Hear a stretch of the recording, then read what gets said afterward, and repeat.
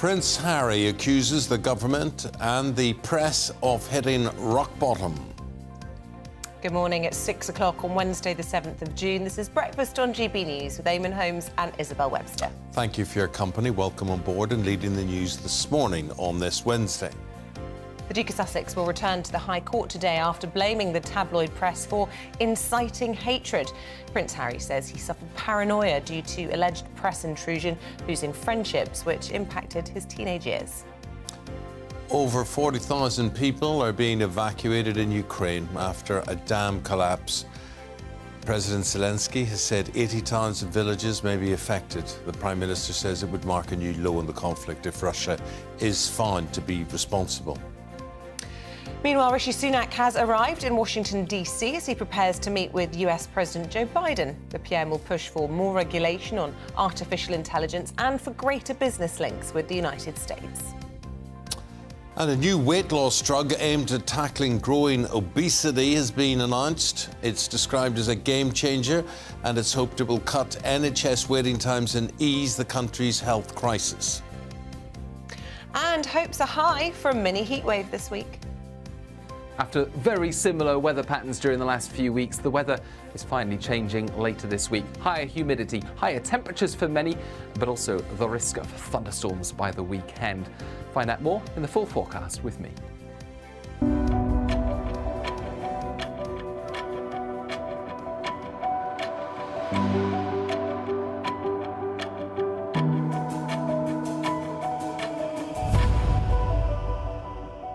Prince Harry is our top story today, and I'm sure will be for a few days to come. Second day for him in the High Court. During day one yesterday, the Duke said he experienced hostility from the press from the day that he was born. Well, Harry's accusing Mirror Group newspapers of hacking his voicemails when he was a teenager, and he said he believed stories written in their publications caused security concerns for him and damaged his relationships. He also admitted under oath that his memoir, Spare, contradicted a claim in his witness statement. Well, let's speak to Royal and Showbiz reporter Kinsey Schofield. Good morning to you, Kinsey. And of course, that admission was all in relation to his mother, Diana, and what was said about Paul Burrell, who was described at the time as her rock. What was said in court?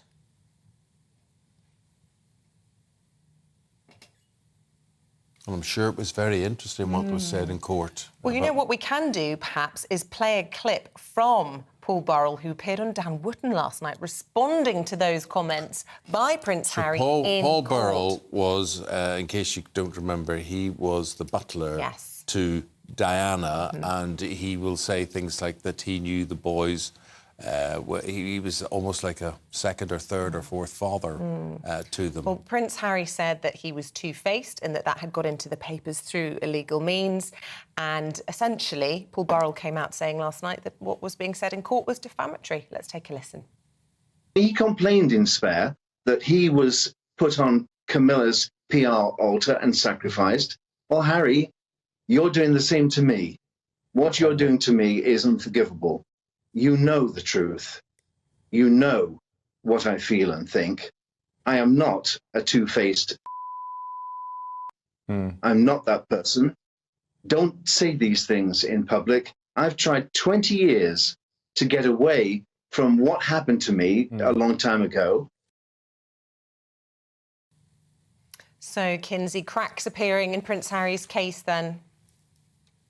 Isabel, this is not the only instance. He also talks about how the press are to blame for his, breakup with Chelsea Davies. Now, if you read Spare, you see that he actually blames the Queen. He says the Queen wasn't quite sure about Chelsea, and that's ultimately why they broke up. He also talks about a cell phone and his cell phone potentially being hacked, but he didn't get a cell phone until he arrived at Eton. So there are a lot of stories that aren't necessarily copacetic when it comes to his charges against the Mirror. And of course, you know, the burden of proof is on Prince Harry. He is the one who has to provide the evidence. And it certainly seemed, at least from the Mirror Group's attorney yesterday, that case by case, article by article, they were trying to prove that actually he didn't have that evidence, that many of these stories had been reported in other newspapers and that perhaps the Prince was quite confused in his memories. And I think that people are now watching to see if Prince Harry's, barrister hopefully has something up his sleeve, right? Hopefully he's got this Perry Mason moment where he has this evidence, because Harry quite simply can't remember, doesn't know, suggests you ask someone else, and he just does not have the evidence. The evidence is not there. So hopefully his representatives do have something coming, because otherwise this does appear to be a pretty weak case. So, Kinsey, does it change your mind against Harry or not? You are somewhat sceptical about his memory and his marriage and whatever. But he said there in court yesterday that the press hated him from the day that he was born. Has he a point?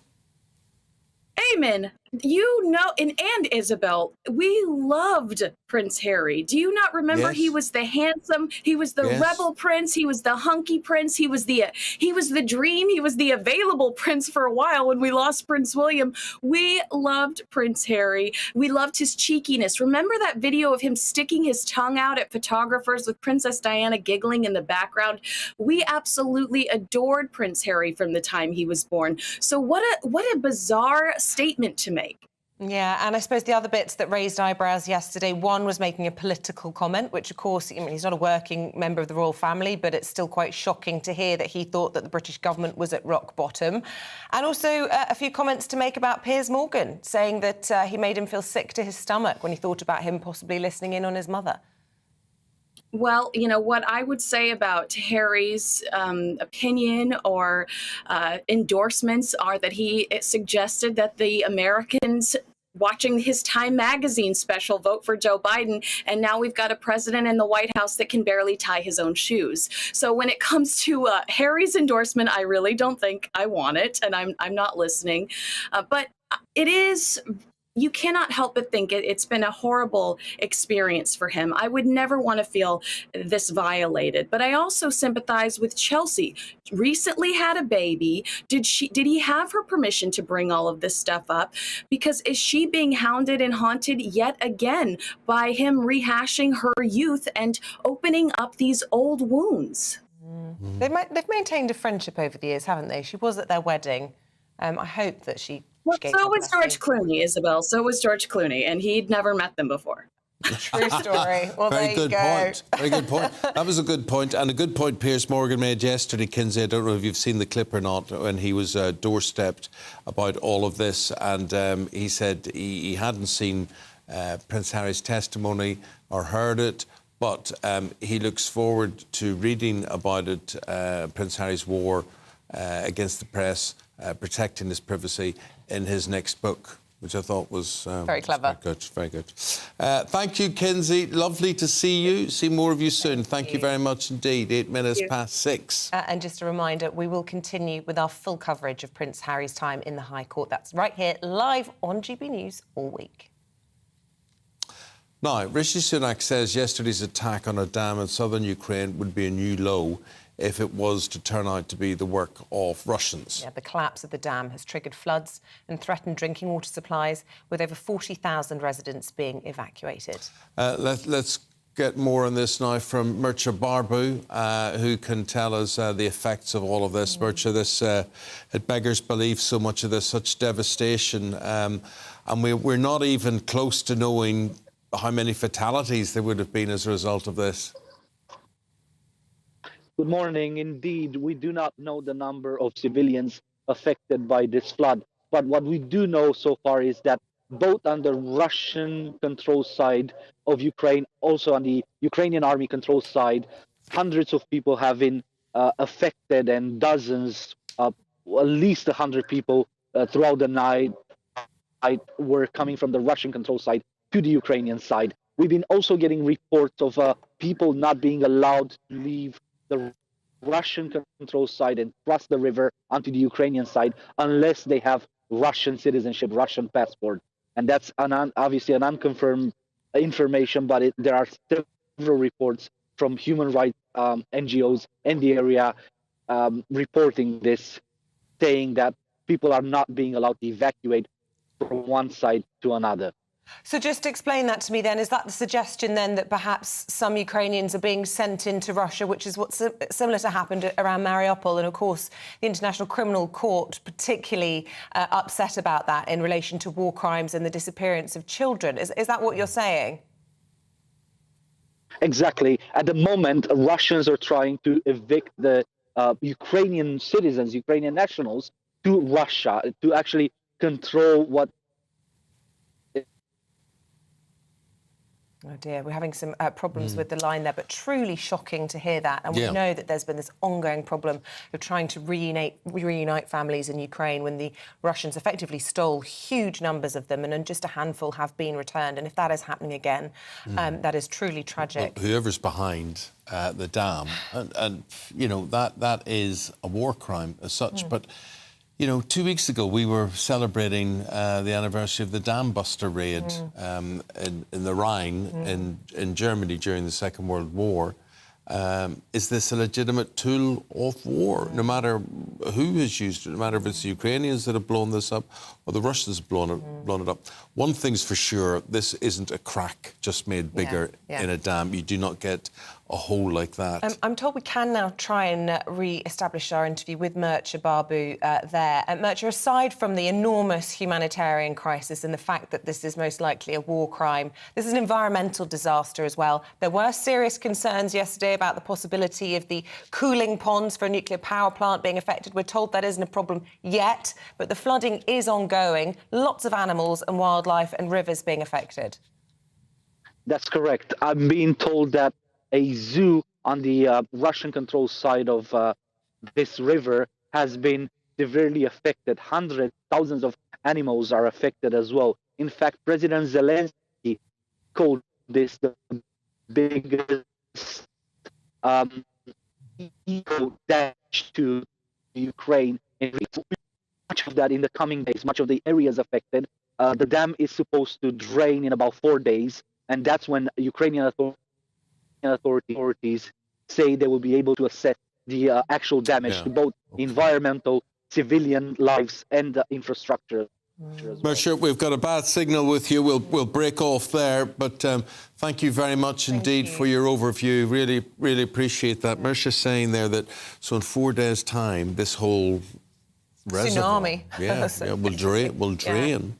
And then we'll begin to see the effects on what has been destroyed. Look at that. Terrifying. Absolutely terrifying. And people saying that this is the garden of Ukraine. This is where much of the grain is grown. That will have implications on the world, food supplies.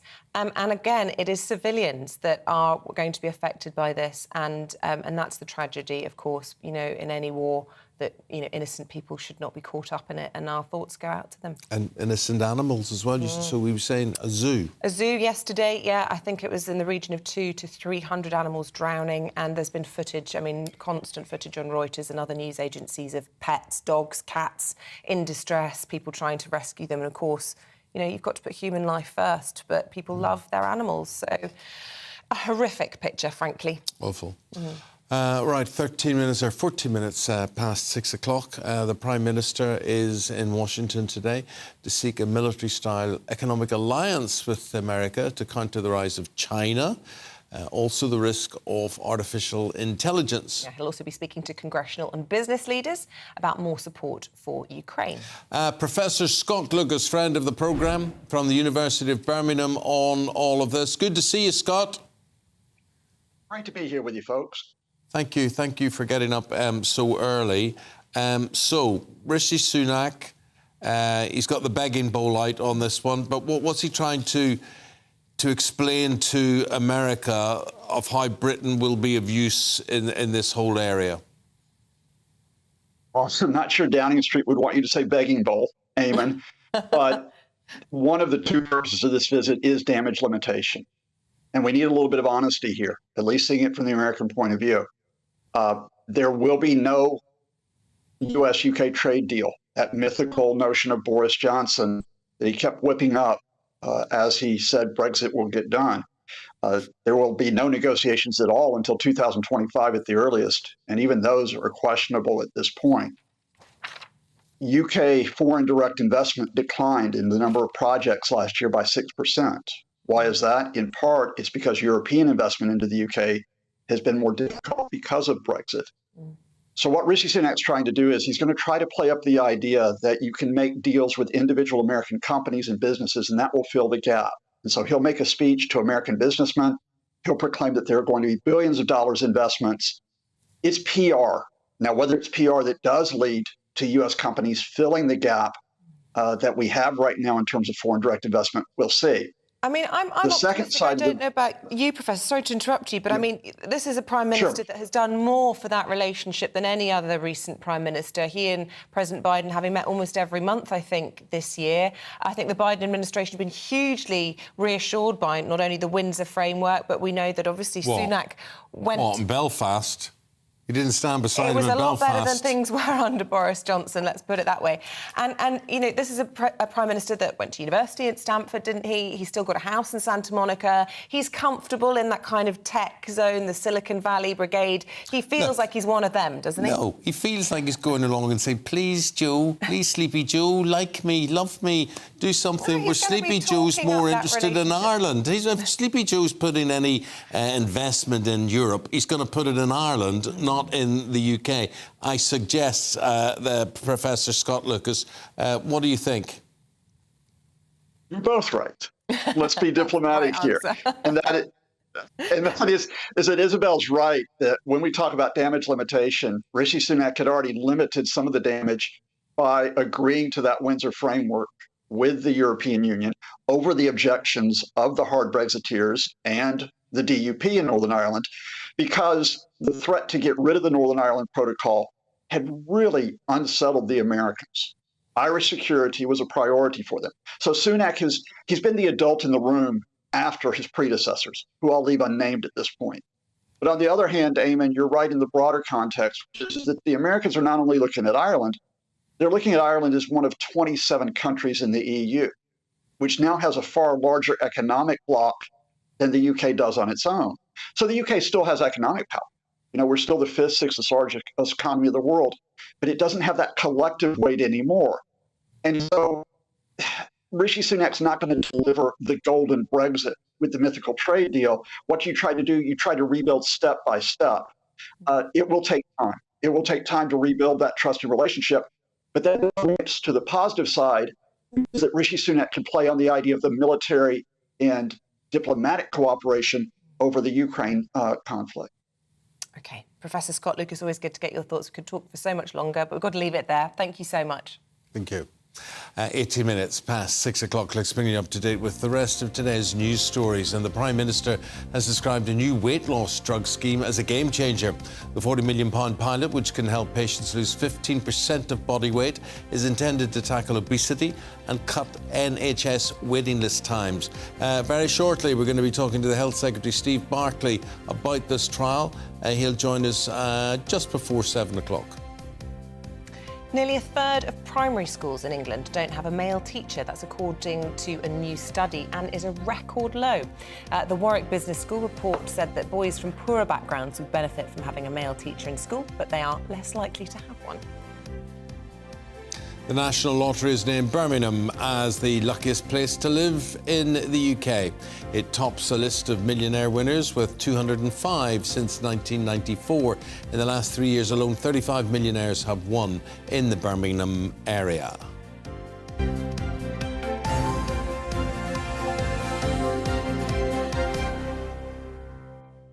Could I say something about schools and the lack of, particularly in primary schools, men as teachers?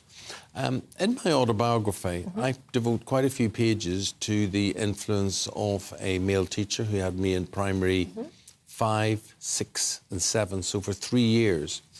Tremendous. He's still alive today. His name's Paddy O'Hanlon in Belfast. And he introduced me to a love of education and a love of history and a curiosity, and he would bring his guitar into class. Now, I'm sure all of this is on a national curriculum or something, or maybe there wasn't in those days. What, guitars in class? That's what I'm saying. It just felt, none of it felt as if you were being forced to learn about Captain Cook. My best teachers were like that, the ones that went off. Piste. Yeah. Yeah.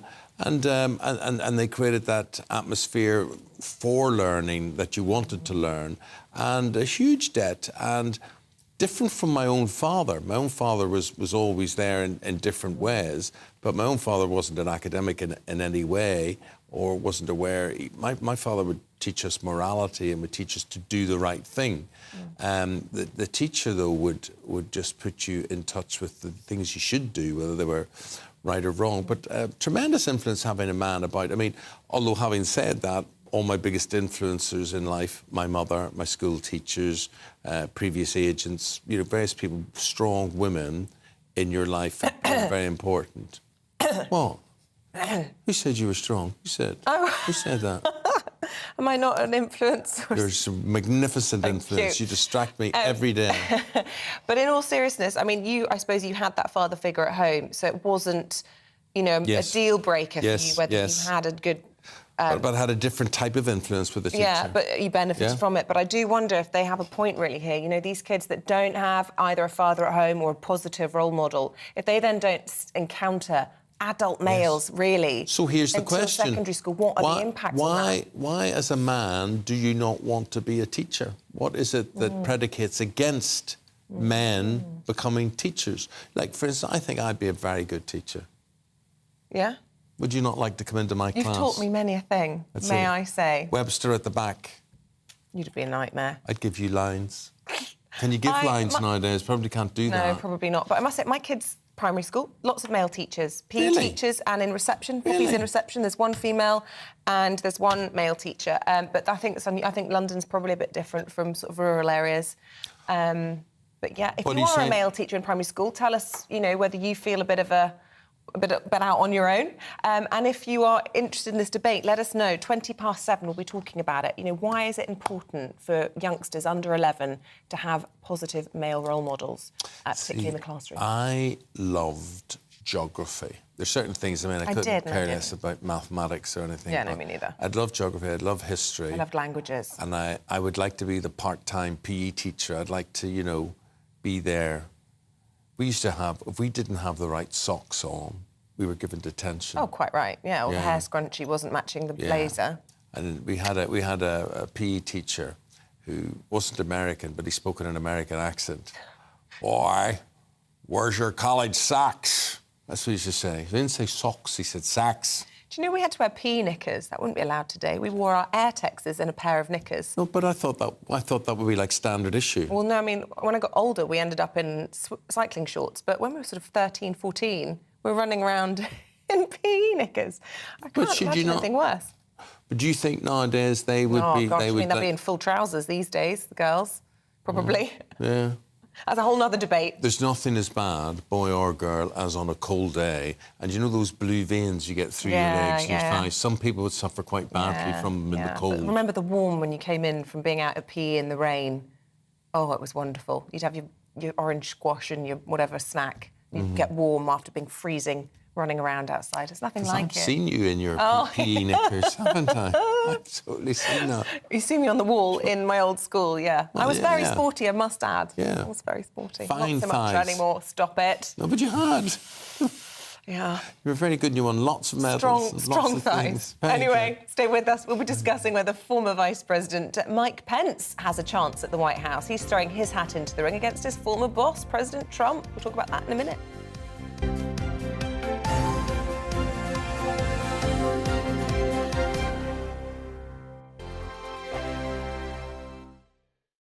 First and foremost, I'm a GBNews fan, and I was before I was working here. Just love the fact that we're asking the questions that a lot of establishment media won't ask. With a bit of a twist, we not only want to inform you, but we want to keep you entertained. It's worth the drive because you get in and the team's all ready and waiting, they're itching to go, and it's a proper little family. GB News is the people's channel. It's the audience that makes the programme sing. We're giving our viewers and our listeners a voice. I see the thousands of your letters, tweets, emails, you name it, coming in. Britain is broken. How on earth did we get into this mess? But more importantly, how do we get out of it? The establishment had their chance. Now we're here to represent you. It's time for something different. It's time for GB News. I'm very patriotic. I believe in Britain. Our best days lie ahead. Britain's watching. Britain's watching. Join us here on GB News. The People's Channel. Britain's news channel. I'm Simon Evans. Join me on GB News for Headliners at 11 p.m. What's the scoop? I'll be joined by two of the country's top comedians. That's right. As we take a look at tomorrow's newspapers tonight. We're going to get into trouble. If it's a big story, we'll be covering it. Spill some tea on him. There we go. But we'll also have some fun. I wouldn't stick up a bank. My father didn't love me. So anyway. Headliners every night from 11 on GB News, the People's Channel, Britain's news channel. Westminster is going around in ever-decreasing circles, followed by the media. Britain is broken. How on earth did we get into this mess? But more importantly, how do we get out of it? Join me at 7 p.m, Mondays to Thursdays on Farage, here on GB News. We will have open, rational debate. We've got to work out how Britain moves forward from this. Join us here on GB News, the People's Channel. Britain is watching.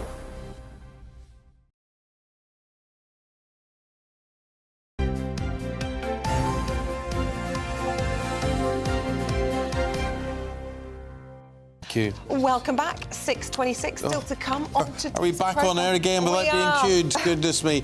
Could you give me that Daily Express there? There we go. Thank you very much indeed. So just to highlight some things ahead before 7 o'clock today, Steve Barclay's the Health Secretary, and he's going to be talking about the government's new plan to cut obesity by way of a revolutionary new drug. And that's what I was reaching for in the newspaper, front of the Express. They're calling it a game changer. Now, this is not, we were talking about diabetic drugs before, which make people's weight fall, but this is something new. So talking to the Health Secretary about that in about 50 minutes time. Then at 7:20 we'll have that debate about schools. Are they being too soft on their pupils? More teachers threatening to leave the profession, blaming student aggression. We'll see if more can be done to reduce bad behaviour. Gosh, what can you do to reduce bad behaviour? Well, you can't get them to write lines. We've established. You used to just be able to thump them, and that was the end of that. We didn't. Yeah, but we were talking about this yesterday, and you said when you were a kid, your parents would say, well, if you got a thumping at school, you probably deserved it. Whereas if someone had laid a finger on your children, yes, how would you have felt? I would have gone round with solicitors.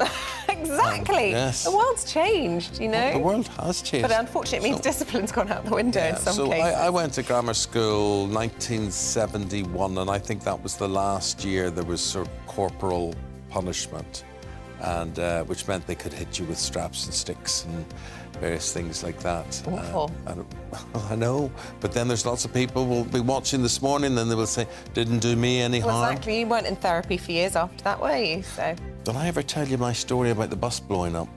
Well, you did, but have you told the viewers? Well, it doesn't matter. It takes too long. But yeah, you're right. From the point of view that I should have had a counsellor for about 4 years. Yes, well, to be fair, yeah. Yes. I mean, you saw someone being shot dead in front of you, so you've had pretty unusual childhood in Belfast. Well, one day on a bus coming to school, basically, cut a very, very long story short, and it is much funnier, I can tell it, but it's actually funny. But anyway, so this little jumps on the bus and he goes, we're commandeering this bus for the provisional IRA. Oh, well, get off. We say whatever. So the two guys come on with the petrol bombs and they explode the bus. I run down to school, run up the driveway, and the president of the college is standing there reading his morning prayers. He was a priest. And basically, he's looking at his prayers. He's a very tall man. And I'm looking up at him at 13 and going, Father, Father, Father, I was on the bus. The bus blows. And I go, look, and it's just blowing up there. But it's on fire and all that smoke and all those flames. But I'm okay, Father. I'm okay. Don't worry. Detention. That was that. Oh, That's my basically, goodness. that was it. Not, are you okay, son? Will I get you a nurse? Will we send you to don't hospital? worry about coming to school for a No, week. Des, or a month or a year. Anyway, if you have a story that could beat that one, gbviews@gbnews.com. Maybe you were the guy that was wearing the mask and had the petrol bomb. What was his name? Father who? Father what? Oh, no, he went on to be a Cardinal or something? yes, something very, very Gosh, high. okay. He was bishop. Oh, right. Bishop Walsh. Yeah, Bishop There you Walsh. go. Yeah. Right, so Mike Pence, former vice president, officially declared himself as a candidate in the American presidential elections. Yeah, and this means he could be going against his former boss, Donald Trump, who is, of course, currently polling well ahead in the competition. Now, we've got Chair of Republicans Overseas UK, Greg Swenson, and very nice to have you here, Greg. Good to be here, Ian. Greg, what do you think about, does Mike Pence create a problem or a solution for you Republicans? I'm not sure it's a solution, but I think he plays an important role because he's going to have to run that fine line between, being part of the administration but also being a critic of Trump. On paper, he's a phenomenal candidate, especially from a conservative point of view. So, he's got great conservative credentials. He was a congressman, very conservative in the House, and then he was governor of Indiana. And he did a great job as vice president. He was kind of the conservative anchor for Trump and kind of kept Trump in that conservative lane. That's why Trump chose him, basically, as his running mate. Yeah, and as an observer from over in the UK, it seems as though he certainly distanced himself from Trump over the Capitol Hill riots, which will please a wing of the party who just, frankly, couldn't accept that. Yeah, it doesn't please Trump. No, but that might play well as well, or not. And he actually took the high road on January 6th when Trump was asking him not to count the electors. And, so he, in many ways, he really showed some really great leadership during that time. The question is, can he pick up any, real Trump supporters? That's probably doubtful, the true diehards. But you're already seeing Trump fade in the polls to a certain degree. The gap between Trump and DeSantis has narrowed. The most recent poll to 10 points, and that was 24 points a month ago. Trump does really well when he gets indicted or when there's some, scandal associated with him, which is most weeks. And of course, but also it shows that his enemies and the left and much of the media in the U.S. Really is so unfair in terms of how they treat Trump. Even his critics will admit that. And you saw that with the Alvin Bragg case. That plays out positively. It does, yeah. I mean, he was only up 10 points on DeSantis. What have they got to do to Mike Pence to increase his standing? Because he's in third place, isn't he, in terms of those polls? And a long way behind. A long third place, yeah. And I think it's something important to remember. You can't just look at the national polls. You have to look at the state polls, Iowa, New Hampshire, and South Carolina. No Republican has ever won the nomination without winning South Carolina. But Iowa is important because it's the first one. It's the bellwether. And, Mike Huckabee in 2008, Rick Santorum in 2012, Ted Cruz in 2016, all were polling at 3 to 5% at this point in the cycle, and all three of them won Iowa. And Pence might do very well in Iowa because you have many more evangelical Christians there. So the conservative base in Iowa is different than the conservative base on the East Coast. So he could really do well in Iowa, but it's all about Ron DeSantis. So, if Mike Pence is stuck in the single digits, you would hope that he drops out before Iowa. And I think you could say that about all the candidates. Greg, what would you hope for? I mean, I look back to the halcyon days of the Republicans. What do I know? I mean, as Isabel said, we're watching from abroad. Yeah. But to me, and I like studying these things and looking back, it wasn't much better than Reagan, was it? I mean, those were the halcyon Of course. days. I mean, I think all the conservatives, including myself, look back at Reagan as, the mother of all conservative presidents. And I think there's still a lot of that element. You'll see complaints about, hey, you're living in the 80s. But, the nature of conservatives is to conserve. It's quite natural to be an Edmund Burke kind of conservative. It's not broken, don't fix it. And I think many could argue that, Reagan, those lessons are still quite relevant today. And so it might not have, the same tactical applications, but conservatively or, historically, you really can't top Reagan. So it's a good point, Eamonn. And the Republicans, I mean, when you look against an opponent or a candidate, I mean, Sure, Joe Biden, is that the best the Democrats can offer? I think my dog could beat Joe Biden gift, in 2024. Really. It really is a gift, and I don't think it's going to happen that way. I mean, if the election were tomorrow, it would be Biden and Trump, but I don't think that's the case. The Democrats can't be serious about running him. Perhaps he doesn't want to be a lame duck president for 2 years, so he's going to wait till later. This looks a little bit like 1968. When Lyndon Johnson, was running right up until, in fact, he won Iowa and New Hampshire, and yet he knew he couldn't win. Biden's in much worse shape than LBJ was. He's in worse shape than really any incumbent president. Much worse than Trump, frankly. Your choice, Joe, your choice. I would hope it's... I mean, I really like Ron DeSantis. I'm as sleepy as Biden. I'm calling him Joe. Yeah, that's all right. I've been called worse. But on DeSantis, just quickly. Yeah. Wait a minute, I'm just asking a question he was here. saying DeSantis. Yes, DeSantis. Yeah. But I'd also say I would love Tim Scott. I would love Mike Pence. I would love, anyone. Anyone but Trump. Well, I wouldn't necessarily say that. I mean, I would support Trump if he wins, but I would much prefer a younger candidate, whether it's DeSantis, Nikki Haley, Tim Scott, Mike Pence. This is it's time for a new generation. I know that's kind of cliche, but it's very true. And you can be appreciative of what Trump did in his administration and yet still be a critic of him as well. But I surely don't think there's any hope for the so-called moderate Republican, which is a throwback to the country club Republican, the establishment Republican. That's over. That's not about Trump. That's about the change in the party, starting with the Tea Party in 2010. So I don't think there's any chance that, Hogan from Maryland or something could win. But any of these new generation conservatives, again, it looks like DeSantis is clearly the most obvious choice. He won his re-election in Florida by 20 points. That's a purple state, where it was a purple state. He's made it a red state. So, for many reasons, I think DeSantis has the best shot. I really like him, and I think you'll see it in the polls. And he's picked up 14 points on Trump in Iowa in the last 3 weeks. So that's a good sign. I was going to say that he seems the reluctant president. If it was Mrs. DeSantis standing, it might be a different thing, but I don't feel like he wants it. But that's a whole nother discussion for another day. But it is fascinating, Doss, even though it's not our beat. He's crushing it on so many measures. The press will argue that he doesn't have the personality. That's a lot of press, narrative, frankly. Someone asked him last week when he was in Iowa, why don't you talk to the voters? You don't seem to connect with the voters. He was surrounded by 200 of them and was chatting with them, and it's kind of an oddball question. So I think a lot of that, he'll overcome that. He'll sort that out. So, Greg, you find yourself in London, living here at the moment. Where are you from? I grew up in New York, in the suburbs of New York. Lived a lot of my adult life in Chicago, so I kind of call Chicago hometown. Wonderful cities, both. But been here for 8 years, so this is home. My kind of town. Great Chicago town. is. Of course the windy it's city. my kind of town. Quoting Frank. That's going to scorn us all. There you go. Doris Day sung that. Of course, your Bring idol. Me back to the windy city. The windy city is mighty pretty.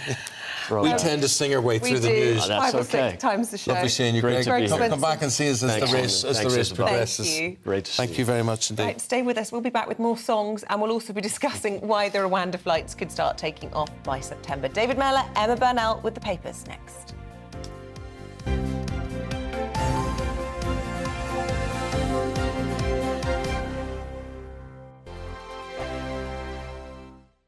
It's all about family, being in people's living rooms, all the interaction and getting to know who our viewers and listeners are. When I was young, my dad used to say, Nana, stop arguing. I wanted an outlet that would enable me to give my opinion.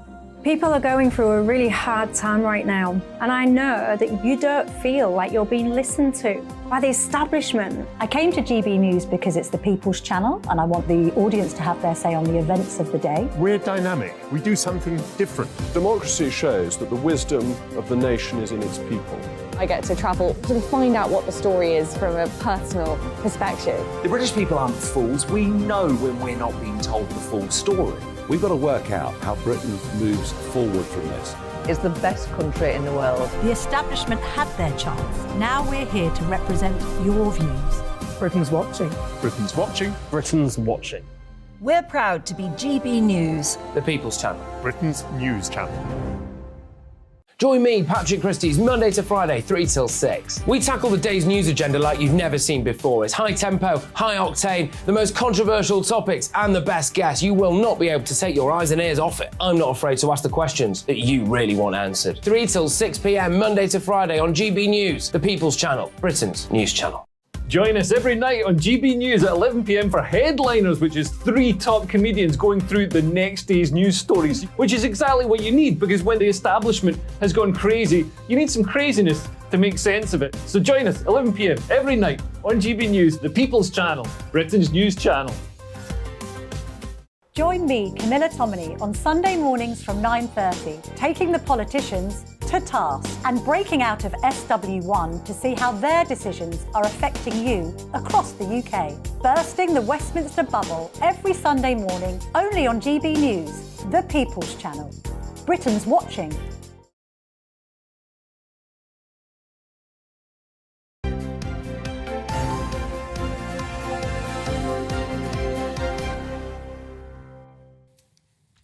Welcome back. Yes, it's 20 minutes to 7. We're going to bring you up to date with the front pages. Here's how they're stacking up on this Wednesday morning. And the Times is leading with Prince Harry's political attack on the government as he gave evidence against the Mirror newspaper group at the High Court. Telegraph says the bombing off that Ukrainian dam would be a new low for Russia if they did it. That's the Prime Minister speaking. Here's the Express. It's focusing on the game-changing new weight loss drug aimed at slimming down the nation, and we will be speaking to the Health Secretary in the next 10 minutes about that very thing. And indeed, we'll be discussing it in our newspaper review, which is about to come. Inspector Clueless, the Star says police are failing to solve a single burglary in almost half of neighbourhoods in England and Wales. So there it is. Detective work is quite time-consuming. I'd love to have been a detective. Yeah, but you can see how it takes time, it takes resources, and they're obviously not being invested in. That's the thing. Crime pays these days. We've got Emma Burnell and we've got David Miller, and they have those newspaper stories. David, Prince Harry, over front of most of them this morning. You've gone for the Telegraph. Yes, well, it could have been any of the others, but the Telegraph are making the point that that Harry never stops flogging royal stories. So how can he take the moral high ground with Paul Burrell? What do they mean, David, by flogging royal stories? I mean, that sounds as if he's selling them to the newspapers. They're talking about his books and his talks. Yeah, I think that's what they mean. I mean, they're not necessarily saying he rings up the way that Burrell might have done, but I think what they're saying is that Harry makes his living out of telling the wider public things about his family that no one who had any real concern for his family or for his own reputation would have done. But I think Harry is sort of slightly Alice in Blunderland, isn't he? He's he can't seem to grasp why people have low opinion of him. And what this is proving is that Harry is he's just lost the plot in terms of where his credibility is and what people will really feel about a prince of the blood behaving as he does and wanting to keep all his titles and give his kids the titles, and heaven knows what he wants to give to Meghan, but he's a renegade. And that's all over all of the papers. And, of course, they're enjoying it, aren't they? Yeah. They're loving it. See, does that mean then, can this fella actually win? Because if he puts forward his story, he'll be mocked at it, he'll be accused of making it up. Do you think he's been wise going to court? I mean, he's driven by this. He's driven. He's saying how this has affected his life from when he was born. Yeah, absolutely. I mean, I think it's worth remembering that there are around 100 plaintiffs in this case. Harry is just the high-profile one that we're all talking about, but there are lots and lots of other people. The thing about suing the newspapers over these phone hacking things is most of the time it's incredibly expensive, time-consuming and very difficult to do. So it's taken someone with Harry's resources to actually have the tenacity and just go, you know what, this is now my life's mission. And I think from the outside sometimes that can feel exactly as David was saying, like it's obsessive. But sometimes you need to get obsessed and stay obsessed, as John Irving wrote in a wonderful book called The Hotel New Hampshire. it's going to take one person who's got the time, energy and resource to actually say, no, hang on, something really bad happened here. And those 99 people behind him didn't have those resources. I think the problem is, I mean, a lot of us can see some bad things did indeed happen to him. And, you know, although he's been born with a silver spoon, he's had a few tragedies along the way. The trouble is whether or not he's been able to build a compelling case based on evidence, and I think that was beginning to crumble yesterday. I mean, again, I do come back to the fact that he's just one witness out of many, many more. What Harry's done is open the door for people who don't have his money and resources. I think in terms of the case, it was quite interesting in what was happening in court yesterday. Harry was talking on a much broader emotional level. Yeah. The Mirror's lawyers were kind of trying to get him down to detail, and that wasn't happening. Yeah. So there was definitely a legal battle going on between narrative, head and heart. OK. Well, there'll be lots more of this and full coverage throughout the day here on GB News. David, this dam bombing in Ukraine... Yes. Well, goodness me, it's front page of the Telegraph. I mean, it's simply appalling, which is why I can't get too excited about Holly and Phil. The reality is that this shows that there's nothing Russia won't do. And, of course, the next thing on the agenda will be blowing up this nuclear power station. But the reality is that what has happened here is an environmental catastrophe for Ukraine. And I don't see where this is going to end now. There's no easy ending. Russia are plainly not going to pull back. They're not going to be able to complete this, what they thought was going to be a very easy invasion of Ukraine. And I find it very hard to know. We're sitting back and watching, whereas Putin is getting away with... You know, there was a time when, you know, you didn't... it was a war crime to attack civilians. It was a war crime to attack civilian things like this dam. And now there's no law and there's David, no rule. 2 weeks ago we were celebrating the dam buster raid. No one talks about that being a war crime, and yet it's the same effects, the same consequences. Well, of course, it was then a real war. But yeah, of course. People do things in a war, but the thing about this is that this is... I mean, the dam busters was a heroic action, but yes, I suppose if you looked at it in a technical, legal sense, you could say it was the wrong thing to do because a lot of people would have been killed, civilians, in all of that. But that was a war against Nazism, and it was well advanced. This is not. Okay. I mean, this is just... Putin on a frolic of his own, thinking he had an easy win and not being prepared to understand that he hasn't had an easy win. And the last thing, because I'm outstaying my welcome if I'm not careful, is that it's that whoever replaces Putin, as someone will, perhaps sooner rather than later, they'll be worse than Putin. There isn't a goodie in this fight. Okay. We'll have more from David Bennell. David Bennell and Emma Bennell. And with any luck, we'll have the Health Secretary in just a moment. We have a little pause. Back after this.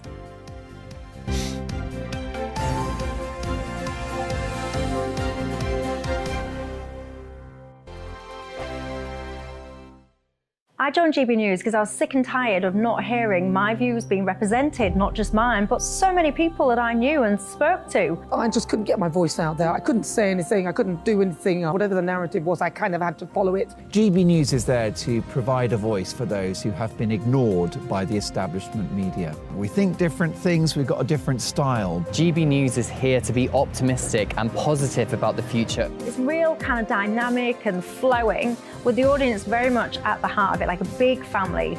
Here at GB News, we talk about the things that matter to you. Hearing the voices from right across our towns and cities, especially our towns. All sides of the argument represented with a heavy dose of opinion. We're on a mission here to make a difference. And the GB News family really is here for you, and whatever time of day you can watch or listen. Britain's watching. Britain's watching. We're proud to be GB News. The People's Channel. Britain's news channel. I'm Jacob Rees-Mogg, the Member of Parliament for North East Somerset and a former government minister. For years, I've walked the corridors of power in both Westminster and the City of London. We need to have the arguments, the discussions on how we make it better. Crop failures, famine, war, suffering on a scale completely unimaginable. We are putting the cart before the horse. As Charles I said at the scaffold, he was the true defender of liberty. Yeah, I've completely derailed the conversation. Join me Monday to Thursday at 8 p.m. on GB News, Britain's news channel. So Jubes and Co, we tackle the issues of the day with real, robust debate, both sides of the fence, battling it out with me in the middle with my forthright opinions and views. And often really interesting things happen because you start with a position and then by the end of the debate you find actually, well, I might not have thought about that one. What we need in this country is 2 new political parties. You should maybe think about doing a 2024 calendar. I'm Michelle Dewberry and I'm keeping you company right through until 7 o'clock this evening. GB News, the People's Channel, Britain's watching.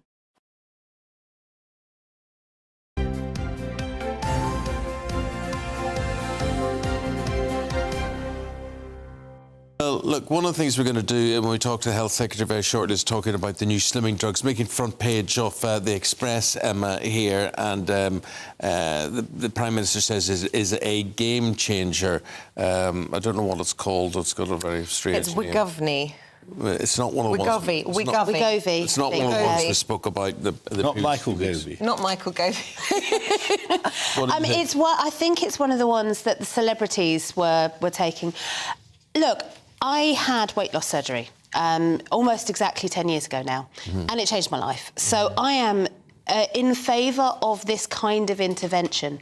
But the thing is if it just becomes just this kind of intervention and nothing more, there's so much more that needs to be done. Well, to be clear, so this is a 2-year trial. They're saying that it has to be done in conjunction with a very strict exercise and diet regime and will only be prescribed on that basis to the sample. Absolutely, and exercise and diet are important, but the thing is when you get to the point of obesity, where you need that kind of intervention, there's something going on beyond the fact that you're not eating right and exercising. There's a reason behind all of that. Disordered. And it's a disordered living thing, it's a mental health thing, and you've got to do the work here before anything can change below the head. OK. Well, we're going to find out now from the Health Secretary himself about this. Steve Barclay, a very good morning to you. Thanks for speaking to us this morning. And this drug is making headline news for you today. We hope it is a game changer. We hope it helps the NHS and it helps the individuals involved. What are your hopes for it? Well, it's hugely exciting. It's about us embracing the latest innovation. We know that obesity really causes health harm. 9 in 10 type 2 diabetics are overweight. It's the second biggest cause of cancer after smoking is obesity. And we also know that many people struggle. They struggle to lose the weight. They struggle to keep the weight off. So it's about looking at how we innovate. And it's not just in terms of this. We've got a pilot in Wolverhampton looking at incentivizing healthy behaviours. It's looking at having these injections alongside thinking about diet and lifestyle as well. But it's saying, how do we take the latest innovations in healthcare, ensure we use that to target the big health risks? And we know that obesity is a real health challenge, and it's a very exciting development to have this pilot to look at working innovatively, because if we can get obesity reduced, that will have huge impact to the NHS as a whole. Right, so this is a 40 million 2-year trial, and Wegovy is designed to suppress the appetite and reduce weight loss by up to perhaps at least 10%. The question is, do we have any in the UK yet? I know there were problems with building up supply. When will this come into force? No, so it's part of our discussions that we'll bring this in later this year, but it's part of the signal to the suppliers that this is something the NHS is going to lead on. The funding is in place. We've been having those discussions with manufacturers. It is at the cutting edge, and we want to make sure that the NHS is at the front of the pack. And it's a very exciting development, but it's one alongside a range of other measures that we're taking. And we're looking at, for example, the pilot in Wolverhampton. We've brought in other measures in terms of calorie disclosure to better inform patients on menus. So there's a range of things we're doing, but this is a really exciting new technology, new drugs that are available, and we want to make sure they're available to people within the NHS at the earliest opportunity. And can I ask, is this just about trying to help the NHS and the pressure on it, or is this also about trying to get people back to work? Well, it has a big impact in terms of the workplace. We know that staff absence is a big challenge, comes at a big cost. We know that obesity has an interaction in terms of mental health and people's well-being. So there's a range of health benefits. I've touched on cancer, diabetes, mental health, MSK. So obesity really is a big impact on the NHS. We think it costs around £6.5 billion to the NHS, but it has, as you say, an impact on the labour market as well. And we're in discussions with the OBR as to how we measure the potential of reducing obesity in terms of getting people back into the workplace as well. But it's about empowering patients. And we know, as I say, that it has a big impact on people's health if they're overweight, but people struggle to lose that weight and to keep that off. And this is a really exciting development, and we want to make sure the NHS is at the front of the queue in rolling it out. Secretary of State, today we will hear from the Prime Minister in Washington. You were talking about impacts on the workplace there. That's what he's trying to have an effect on as well with the American president. Very much so, and obviously the US is our key strategic partner. We've got a range of important discussions that the PM will be having, but that also goes to the key challenges we've seen in the news in recent days, for example, with Ukraine and our key alliance there, our defence partnership on things like AUKUS. So there's a range of issues which are a part of getting investment into the UK. He'll be talking about a significant programme of investment into UK business. That's great for jobs here. It's also part of our close ties to the US, and that's what the discussions today will be focused on. And how serious do you think the Prime Minister is about what we think could potentially be a real legacy thing for him if he's able to get the ball rolling on some sort of global watchdog on AI? I mean, we were talking about his own advisor yesterday saying we've got 2 years to get a grip on this before it can start replicating itself and effectively affecting humanity. Serious stuff. Yeah, it is. And I think, there's huge excitement and opportunity with AI. I look at that within healthcare. We've been funding a whole series, 130 million of pilots through the AI labs. Things like strokes, for example, we can use AI to treat stroke patients much more quickly. We're seeing quite dramatic benefits to patients through using AI in strokes. I was up at Blackpool Victoria Hospital where they're using AI to pick up cancers that wouldn't be visible to the human eye, extra 20% detection rate on those that were too small for people to see, but the AI was able to detect. And if you can detect it early, obviously the patient outcomes are far better. But alongside, there are risks as well to AI. So it's important we don't let those risks crowd out the opportunities. We need to look at this internationally, to work with partners, including the US, to get the right regulatory framework in place. But there's huge opportunities as AI, and in healthcare is particularly exciting. And just finally, Sue Gray has been cleared to join the Labour Party in the autumn. What do you guys think about that? Well, I think there's some sort of leaks and commentary around that. Obviously, ministers don't comment on leaks, so I'll wait to see what is officially announced, and we'll take it from there. OK, Health Secretary, thanks for your time this morning. Really appreciate it. Thank you very much indeed. That's Steve Barclay there. David Miller was giggling in the background to Sue Gray there. What did you think? Well, I mean, it's a joke, isn't it? I mean, Sue Gray is supposed to be the person who passes judgment objectively. It turns out all the while she was objectively passing judgment, she was in the pay of the Labour Party, or about to be in the pay of the Labour Party, and I just don't think that's... It's not how it should be. Well, the authorities had a look at it, and reports are she's cleared to join. What do you think, Emma? I mean, she passed judgment. She judged, quite rightly. And then, as a result, she's gone, you know what, get rid of this lot. I don't see a problem with that myself. The other thing I was having a giggle about was, politics gets ludicrous. It's ludicrous most of the time. It gets extremely ludicrous. I mean, Barclay is one of the better, more articulate Conservative ministers, and yet they were lining him up to be a Dominic Raab-style bully. And I mean, maybe I've got it wrong in my judgment of the fellow, and I don't know him. But, he seems to be many things, but a bully doesn't seem to be high on the agenda. And yet there he was, all over the front pages. Well, you could make anybody look like anything. I suppose that's in this day and age, you could do all of that. Guys, hold your horses, as my dad used to say, and we'll have his back in about 40 minutes' time, so thank you very much indeed for that. We've had a few emails in I want to reflect before we go to the break, which have been making me chuckle. We were talking about PE knickers. I can't remember why we were talking about PE knickers. What was the context? Because you wear them on a... We were talking about... PE knickers, David. You wouldn't have been affected. Knickers. Emma, do you remember the affliction of PE knickers? I never had to wear... Did you not? I went to a very lefty 80s primary school. I didn't know my school was right-wing. But anyway, Hazel says, I remember Bridget Jones' PE knickers, Isabel. First year senior school as it was then. In the third year, we were allowed cool mini-pleated skirts. But if you forgot your PE skirt, you were back in the knickers again. So are they knickers or are they shorts? They were pants, navy blue pants. Yeah. They're like quite big bloomer pants, aren't they? Robust. Yeah. They were robust pants. No one thinks the world is coming to an end with horrific floods and bombs. This is the end of the hour, David. Don't worry. We're just us. doing some light entertainment before we come back with the serious news. I can't get my head around it. I've never worn a uniform in school. It was a lefty. No, liberal absolutely. school. This is what I mean. It was. I've literally never worn a uniform in school. Wow.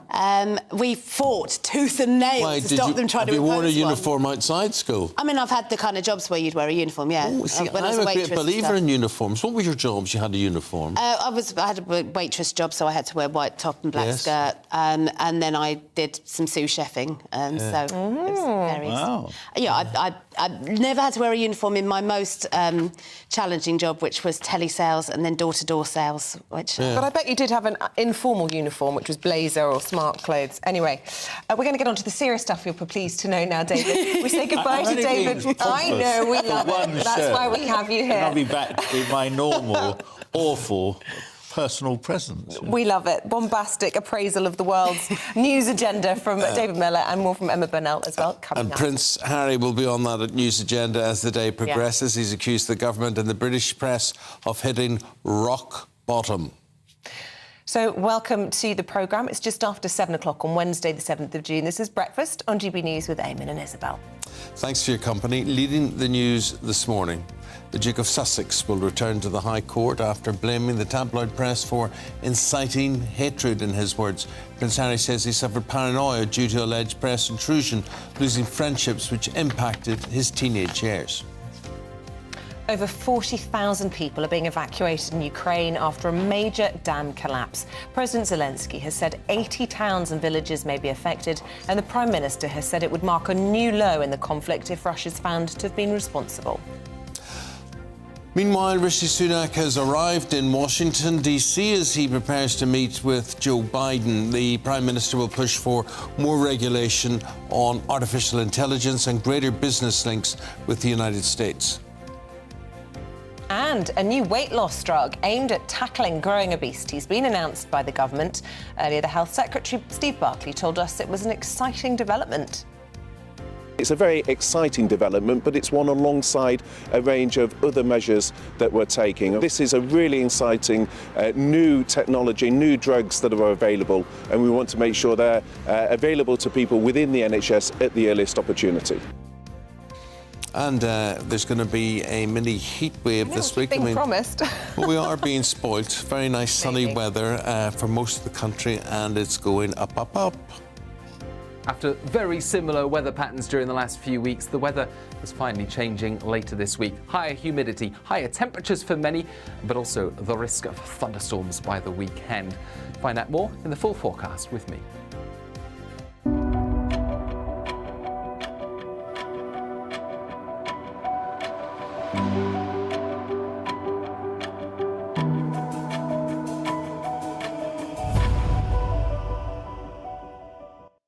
So Prince Harry is our top story. He appeared, of course, in court yesterday and will return to the witness box in the High Court this morning. During day one, the Duke said he'd experienced hostility from the press from the day he was born.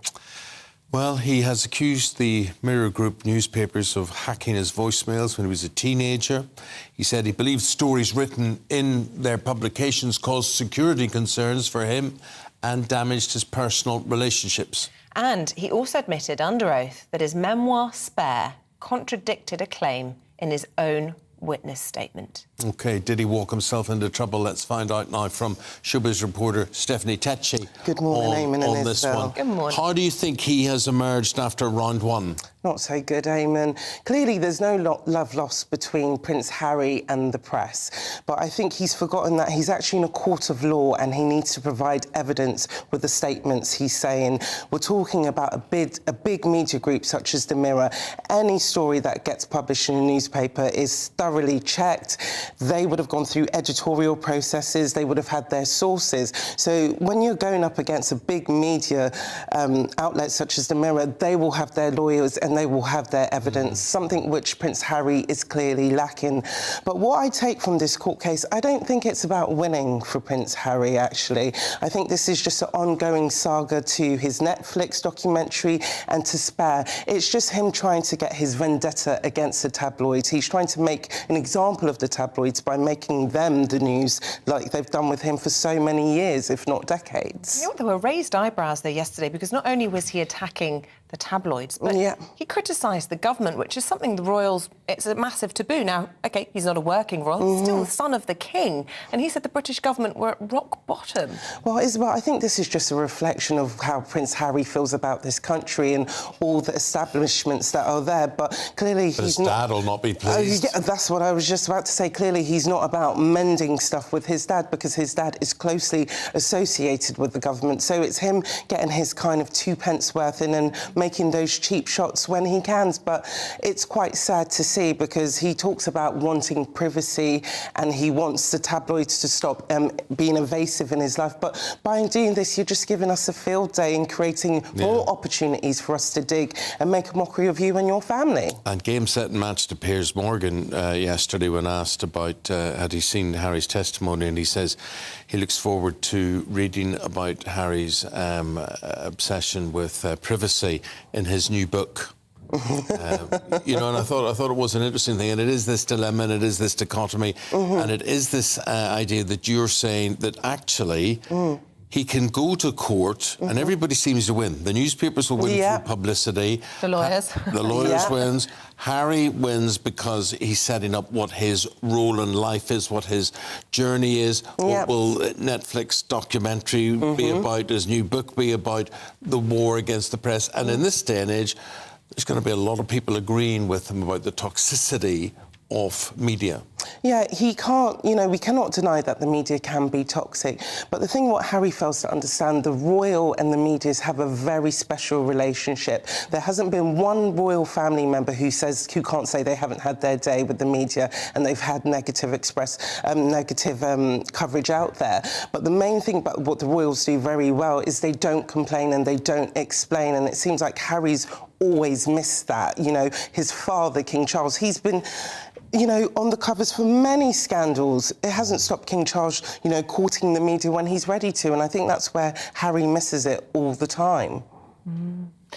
We've got a clip of Paul Burrell speaking with Dan Wootton last night because one of the people that the Prince took aim at was him in relation to his mum having his phone hacked, and I believe that one of the things that Harry had said was that Paul Burrell was two-faced. Yes. And last night Paul Burrell was saying, that's defamatory. Should we have a listen? Yes. Explained in Spare that he was put on Camilla's PR altar and sacrificed.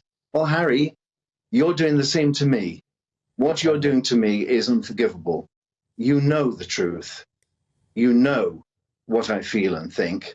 I am not a two-faced. I'm not that person. Don't say these things in public. I've tried 20 years to get away from what happened to me a long time ago.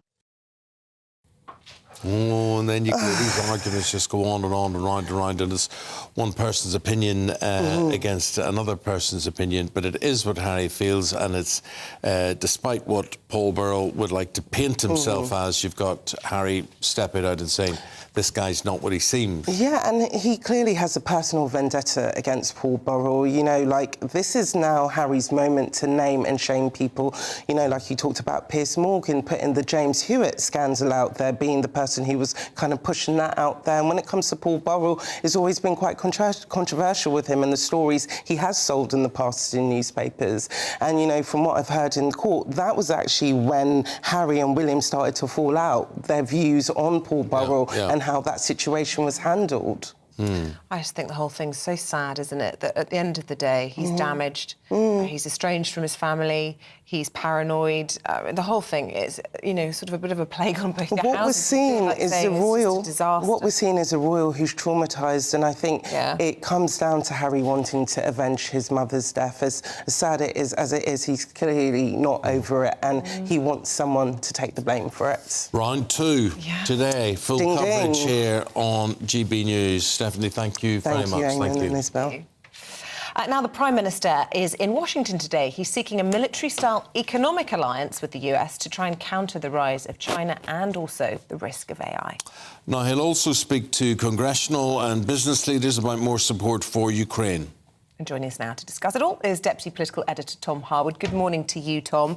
So he's flown overnight. He's touched down in D.C. He feels he has an affiliation with the States. He's still got a house over there, I believe. He recently made a huge donation to a college, I think, kind of laying the ground, as they like to say, for some sort of business negotiations. Do you think he can do what needs to be done? Can he drum up some interest in UK PLC? Well, that certainly seems to be his driving mission today. And, of course, this is not just a one-day visit. This is 2 days of meeting all sorts of people, congressional leaders, committee chairs today, business leaders tomorrow in a round table, and also then the President of the United States in the White House as well. And it does seem that perhaps there are 3 big themes to this trip. The thing that we've been briefed most about, of course, is this seeking a closer economic relationship with the United States. The Prime Minister will be trumpeting £14 billion of investment announced today by US companies in the UK, and specifically highlighting the different regions whereby this investment is being placed. But also, the Prime Minister will highlight how about 1.5 million Brits work for American companies, about 1.3 million Americans work for British companies. This is an incredibly close economic relationship, a relationship that has surpassed $1 trillion in value. And pushing forward with economic cooperation will be a very key argument, perhaps pushing ideas like friend-shoring.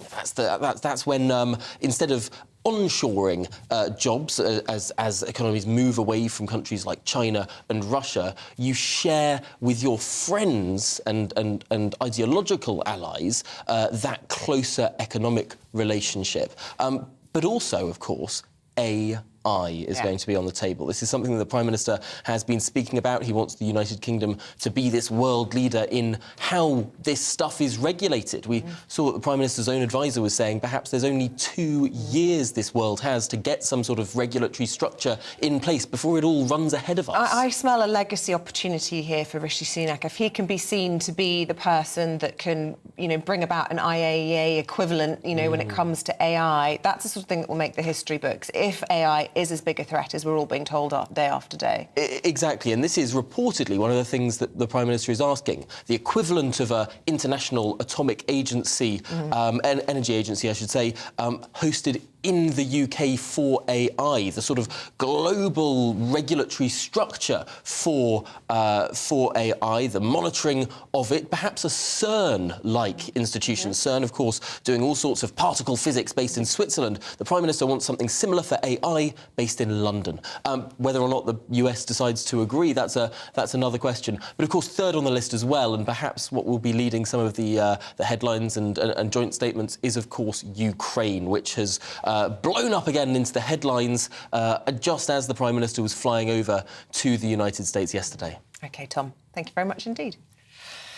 And the time, 13 minutes past 7 o'clock. Wherever you're watching from, whatever you're doing this morning, share it with us, let us know, and we'll bring you the rest of today's top stories. Here they are. Yeah, we'll start with that story Tom was referring to there. The Prime Minister saying the destruction of the dam in Ukraine would mark a new low in the conflict if Russia is found to be responsible.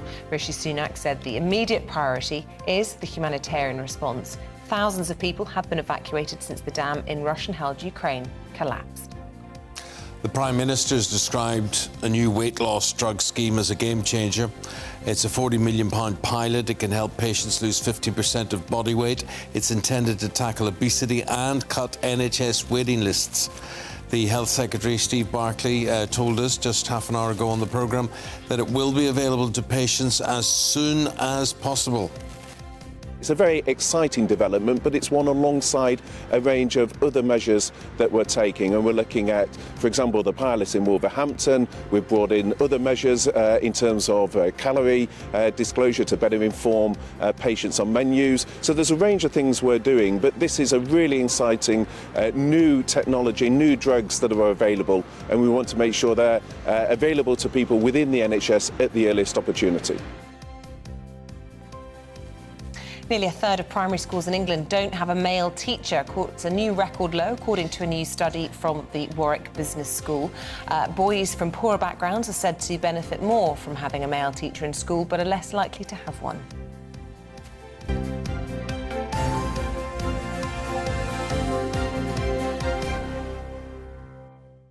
It's an interesting one. I think a good teacher is a good teacher, whether it's a man or a woman, but I do get that whole thing that young boys will miss direction and being able to look up and respect men. I mean, you must have had male teachers as well at school. Did you get on better with them than the female ones? I'm trying to think at primary school age. I changed school at 8. I probably did have some male teachers younger down the school, don't remember any of them. From 8 upwards, I was at a girls' school, and the only male teachers were the music teachers, and they were a bit odd. Yes. They weren't real male role models, to put it politely. In fact, one of them ran off with a student a few years later, so it probably says it all. I had a music teacher, and his name was Elvis. We called him Elvis. Oh, right. I thought this was you being He had silly. black, slick back hair and whatever it is, but... Gosh, I bet your Holy Fathers didn't approve of a man who was replicating the man himself. He was a Holy Father. Oh, really? Father Kevin McMillan, who sadly died just a few weeks ago. But he called himself Elvis, Holy Father Elvis. We called him Elvis. And, oh, these stories. But, but teachers, when you think about it in your life, they are in... I used to be very good at impersonating teachers, and they stay with you for your whole life. Oh, yeah. And if they're good, hopefully that's... Can you name your top 3 teachers?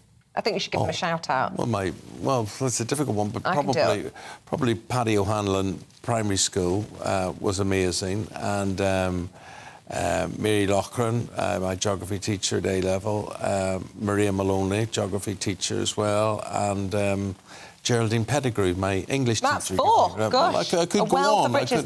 Well, yeah, you know what? This is quite a nice idea. If you have a teacher that really... you think of sometimes and really just tribute your love to schooling. Name them. Send in your emails this morning and we'll do a little shout-out. We'll give them a little shout-out. Mine, for me, was Miss Ray. She really changed French for me up until about 13. Wasn't interested. The teacher was awful. Miss Ray came in, tore up the rule book, did it totally differently, and she had me eating out of her hand. And within 2 years, I could speak French, and I still love French to this day. Well, it's interesting that you call her Miss and you have that title. Miss Ray. And I would be, I've met past teachers recently, even as a grown man or whatever, and I have to call them Miss or Mrs. or absolutely. Mr. or whatever. But apparently it's not the thing in schools anymore. We're going to talk about school discipline very, very shortly.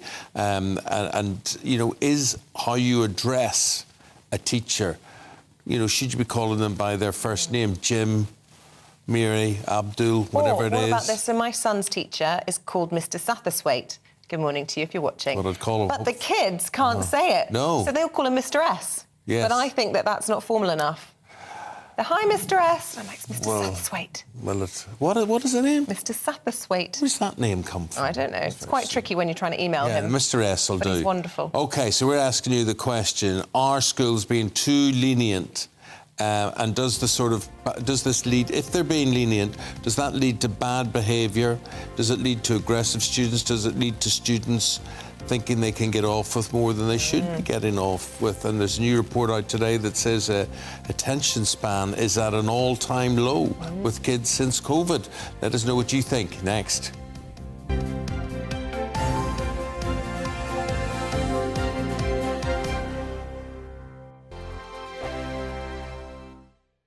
First and foremost, I am a GB News fan, and I was before I was working here. Just love the fact that we're asking the questions that a lot of establishment media won't ask. With a bit of a twist, we not only want to inform you, but we want to keep you entertained. It's worth the drive because you get in and the team's all ready and waiting, they're itching to go, and it's a proper little family. GB News is the People's Channel. It's the audience that makes the programme sing. We're giving our viewers and our listeners a voice. I see the thousands of your letters, tweets, emails, you name it, coming in. Britain is broken.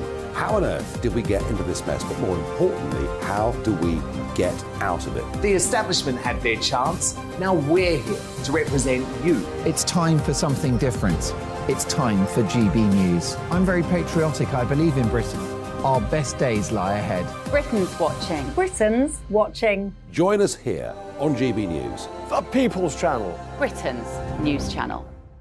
Join me, Patrick Christie's, Monday to Friday, 3 till 6. We tackle the day's news agenda like you've never seen before. It's high tempo, high octane, the most controversial topics, and the best guests. You will not be able to take your eyes and ears off it. I'm not afraid to ask the questions that you really want answered. 3 till 6 p.m, Monday to Friday on GB News, the People's Channel, Britain's news channel.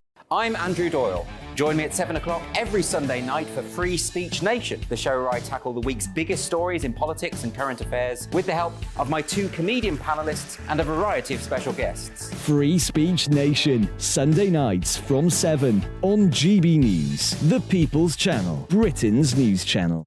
Every Sunday from 11. Join Michael Portillo. There will be topical discussion, looking at the week before and the week to come. So kick back and relax at 11 a.m. on Sundays on GB News with me, Michael Portillo. GB News, the People's Channel, Britain's news channel. GB News has its own late-night paper preview show, Headliners, where comedians take you through the next day's top news stories. You don't have to bother reading the newspaper, we've got it covered for you. Headliners, every night at 11 p.m. and repeated every morning at 5 a.m. We won't send you to sleep like some of the other paper review shows out there. GB News, the People's Channel, Britain's news channel. Join me, Camilla Tominey, on Sunday mornings from 9:30, taking the politicians to task and breaking out of SW1 to see how their decisions are affecting you across the UK. Bursting the Westminster bubble every Sunday morning, only on GB News, the People's Channel. Britain's watching. Monday to Thursday nights on GB News. At 6, it's Dubes & Co. 7 o'clock, Farage. At 8, join Jacob Rees-Mogg. And at 9, Dan Wootton Tonight, followed by Headliners. On TV, radio and online. This is GB News. Westminster is going around in ever-decreasing circles, followed by the media. Britain is broken. How on earth did we get into this mess? But more importantly, how do we get out of it? Join me at 7 p.m, Mondays to Thursdays on Farage. Here on GB News, we will have open, rational debate. We've got to work out how Britain moves forward from this. Join us here on GB News, the People's Channel. Britain is watching.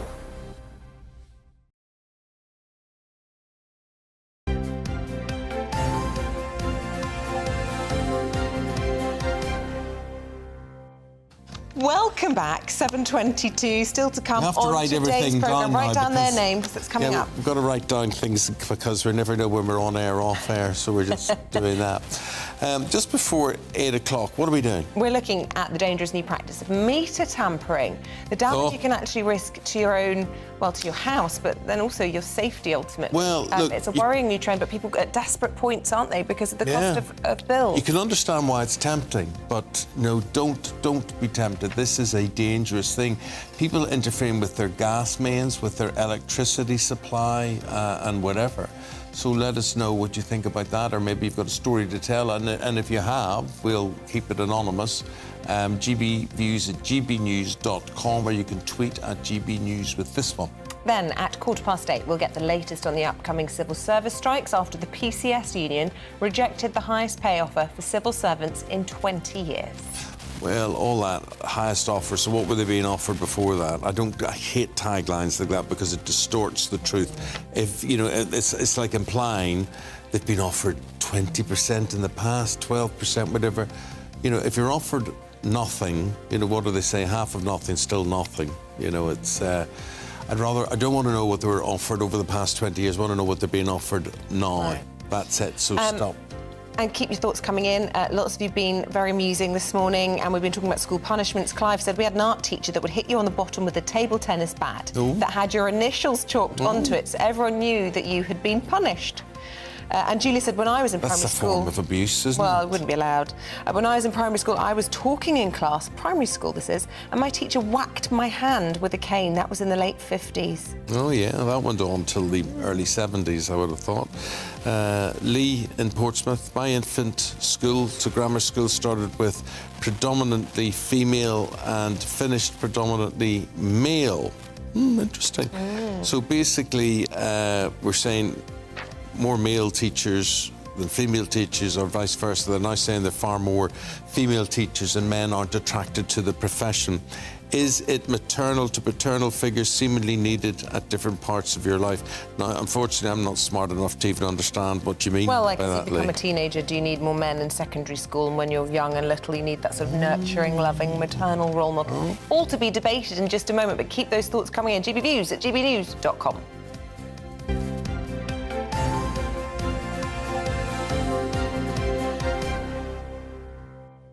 Let's get into it. Children's attention in the classroom, we hear, has worsened since the pandemic, and a fifth of secondary school teachers say they're unlikely to be in the profession in 5 years' time. And a fifth in decimal is? Don't ask me that. Fifth's imperial, isn't it? And decimal of a fifth would be? 0.2, so 20%. Yeah, I'll go with that. Right, what is causing this crisis in the classroom, and are our schools too soft on pupils? Former teacher and head of policy at the Centre for Education and Youth, Baz Ramia, says schools are under-resourced to function properly. Meanwhile, head teacher and chairman of the Campaign for Real Education, Chris McGovern, says schools are facing a breakdown in discipline. Let's start with you, Chris. What's the picture you're painting? Well, look, in any school, someone's in control, and it helps if it's the teacher. But we're getting reports, aren't we, now frequently that too often children are taking over. And we talk about attention span, and that's to some extent due to children using mobile phones and so forth. There was a book a few years ago by eminent scientist called Baroness Greenfield. She entitled the book Mind Change. We talk a lot about climate change. We're not talking enough, perhaps, about the impact of the technology on young brains. So, you know, when I was head teacher, we banned the use of mobile phones in the classroom, unless they were supervised by the head teacher. There are anecdotally quite serious reports about a breakdown of order in our classrooms. And let me tell you, I've taught for 35 years. I've taught 5-year-olds, I've taught 18-year-olds. One thing most children crave is order. They want discipline, they want order. It protects them. But too often these days, a few individual children who are troublemakers can take over the classroom. Not in all schools, but in some. Baz, what do you think? Well, I think while it's very easy to say schools are too soft, I think the reality is that the world that young people experience is hard, and it's gotten harder in the last year. Let's just look at the facts. In the last year, the number of children growing up in food poverty has doubled. We now have 4 million young people going into school hungry every single day. Let's also talk about mental health. The number of young people referred to mental health services in 2021 also doubled. And the fact is that if you're going into school hungry, if you have a mental health disorder, then it's very difficult for you to be a model student. And that's the reason why we're seeing this increase in challenging behaviour presenting in schools. But you know, Baz, maybe here and not just the symptoms. Baz, maybe we talk about, but maybe we just talk about too much, Baz. Maybe we, if you look at every fault that every child, that every person, that every teacher could possibly have, we wouldn't get anything done. Why don't we just get on with it? Well, we're talking about a big systemic problem here, Eamonn. And when it comes to solving these big systemic problems, we shouldn't be talking about symptoms. We should be talking about causes. And that involves investment and looking at these problems in the round. And that's why we need to be talking about poverty and mental health in our schools. Yeah, but, you know, Chris McGovern has a point, and I want to go back to you on this because, you know, we talk about screens and the impact it has on attention span, but we also know that screens are one of the causes of mental health problems. Surely we have to be having a more adult conversation about removing screens for our youngsters whilst their brains are still developing, not only to improve discipline and order in classrooms, but for the mental health benefits of the children. I think it's true that I think there's really have big issues with... apologies, Chris, go ahead. Okay, look, I have some sympathy for what Baz is saying, and I took over a failing school after I retired, and the first thing we had to do was to feed the children, give them breakfast, and give them a school uniform, and there are serious social problems in some of our schools. But ultimately, children themselves, they want good order. They want, what makes a good teacher also makes children learn. So children don't misbehave if they're well taught. And having taught for so long myself, I've seen this time and time again. You get good teaching and children are making progress, you tend not to get problems. But there's some very fundamental things we are sort of missing. You can't just blame the lack of funding. We've increased expenditure on education in real terms since the 1950s by about 900%. You can go to poor countries like Vietnam is a good example, very successful educationally, but very poor. So we mustn't just blame poverty. There's no excuse for poor teaching. We can raise the standards for everybody if we teach well. That means looking at the curriculum. And that means, by the way, understanding that the majority of staff in schools are not even teachers. We have 275 classroom assistants. We don't need so many. We need to change the way we teach, go back to what we would call our traditional methods, but they're not very traditional in Singapore, which is highly successful. There are ways of solving the problem. We mustn't just get depressed about it. And there is a point in that, isn't there, Baz, that actually what you're calling for is almost parenting, providing food, providing mental support. Children are in school to learn, for an education. Well, I think we all know at this point that schools can't do everything by themselves. The number of pressures and the number of demands on schools has been increasing in the last decade. And at the same time, they've also been seeing their funding reduced. But I actually completely agree with Chris here. What's really missing in our schools is a large supply of high quality teachers. We have a recruitment and retention crisis in the teaching profession at the moment. We know that since before COVID to this year, the number of vacancies in teaching has doubled. Now, if we want high quality professionals in the classroom to be able to deal with the challenging behaviour that's being presented, and the government needs to invest in overcoming that recruitment retention problem, and that's going to involve improving teacher pay.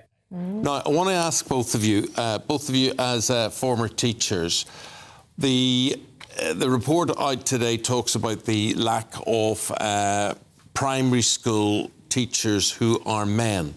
Nearly a third of primary school teachers have no male classroom teachers. Can that have a negative and adverse effect or not, Chris, first of all?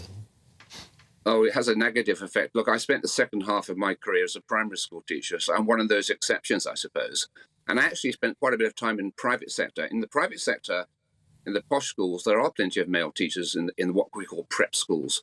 It's a real problem, I think, though, in the state sector particularly, because boys and girls, they need male role models, and they're not getting them. And believe it or not, girls do tend to dominate in primary school. Hermione Granger of Harry Potter is alive and well in primary schools. Girls do dominate. We need more male role models in schools, but a lot of men are put off. I think they think, the obsession with paedophilia and so forth, which obviously is a big issue. I think they feel tainted by going into a primary school. Why do you want to teach young children? So there's a problem there. Yeah. But let me tell you something about teaching. It's a wonderful, energizing, marvelous profession. We need more men in teaching, and we need more men in primary school. Baz? So I think the problem of there not being enough male teachers at primary school has been the case for a while, but I think it's also not just about gender. There are also other demographic groups that are underrepresented in teaching, particularly people who are from BAME backgrounds like myself. And if you're teaching in an inner city school and young people there who are frequently from BAME backgrounds themselves only see white people as teachers, then they lack clear aspirational role models. And I think we need to be looking wider than the gender issue. I want to ask the both of you again another question. Baz, a teacher, and Chris, you think about this as well, a teacher who influenced you, had a lifelong influence on you, and why? Who's going first? Baz goes first. I think I can honestly say, when I was in the city of Birmingham, a kid in Ladywood, I had good teachers my first 2 years, a series of them. Can barely remember them, but they were very good. They taught me to read. I think the foundation teachers, the ones I had in the first 2 years, were the most important, and I think they probably still are for everybody. Okay. Baz? Yeah, compelling to hear, Chris, that we both also came up in inner city Birmingham. I'm going to shout out to my former drama teacher, Chris Hope, who, imbued an absolute love of the arts and a love of knowledge, and probably inspired me to enter the profession myself. And this is the first time I've got a chance to tell him that, so hopefully he's watching. Oh, great. We want to do more of that this morning. People at home have been emailing in. Send us the names of your teachers that you want to celebrate, because we need more teachers, more positivity around the profession. Apparently 5 years' time, a huge number will not be in the profession anymore. It's a shame, and we particularly need more men. Both of you shouting out male teachers there. Thank you so much for that debate. Raz, Ramia and Chris McGovern. Thank you. Thank you. Thank you very much. Class dismissed. But do you know, it's funny, we're talking about subjects that people don't like, but I've just realised a very divisive subject was PE. You know, people, so you either liked it or you were somewhere in between, or you absolutely detested it, and it caused terrible stress for a lot of people. I never understood this at all, because sport was my life at school, and to this day, some of my best friends are the netball team from school, and it was everything. I loved sport, and that was and I say to this day, school was my happiest times. But my son, not interested in sport, and I don't really understand how to bring him up without that. And it's trying to get my head around. He just doesn't want to play football, doesn't want to chase a ball around. And yeah, it's funny how sport can be so different for people. I found as well, I mean, I was okay at most sports, but individual sports like cross-country running. Hated that. You know, see, I loved that. Oh, I hated individual sports. I was a team player. Yeah. No, I never liked teams. Yeah. No. Yeah, but there's too much pressure. I did a lot of swimming, and the nerves I had before swimming galas. I mean, I could be ill for days worrying about swimming galas. Yeah.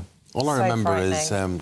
runners or gutties, or which were white and stained brown through cross-country running. And but I always remember the teacher shouted in your ear, "All the way, Holmes, all the way." And that would stay with me, because I do think it gives you stamina, and it can give you stamina not just from a physical point of view, it can give you stamina from a mental point of view. You've got great stamina. I can see you as a long-distance runner. I'm not one with stamina. I'm a sprinter. More middle distance, but... We could talk about schooling all day, though. It does bring back happy memories for us both. Yeah, no, I do have to say, you know, that phrase, happiest days of your life, absolutely. Totally agree. Absolutely. And I was a bit lost when I left school. I thought, you know, what do I do now? But it was, it had its faults, and I was taught by a lot of priests as well, which was a great blessing to be taught by men who were so spiritual, actually. And no, I do miss it. I do miss it. Having said that, I still have nightmares about not having exams, my Latin homework and things like that. But there we go. Right, stay with us. Stop us reminiscing. We could do it all day, but we'll be discussing Rwanda. That was Suella Braverman's dream, wasn't it? These first flights. Apparently they could be taking off by September. They've met Emma Burnell with their views in the papers in a minute.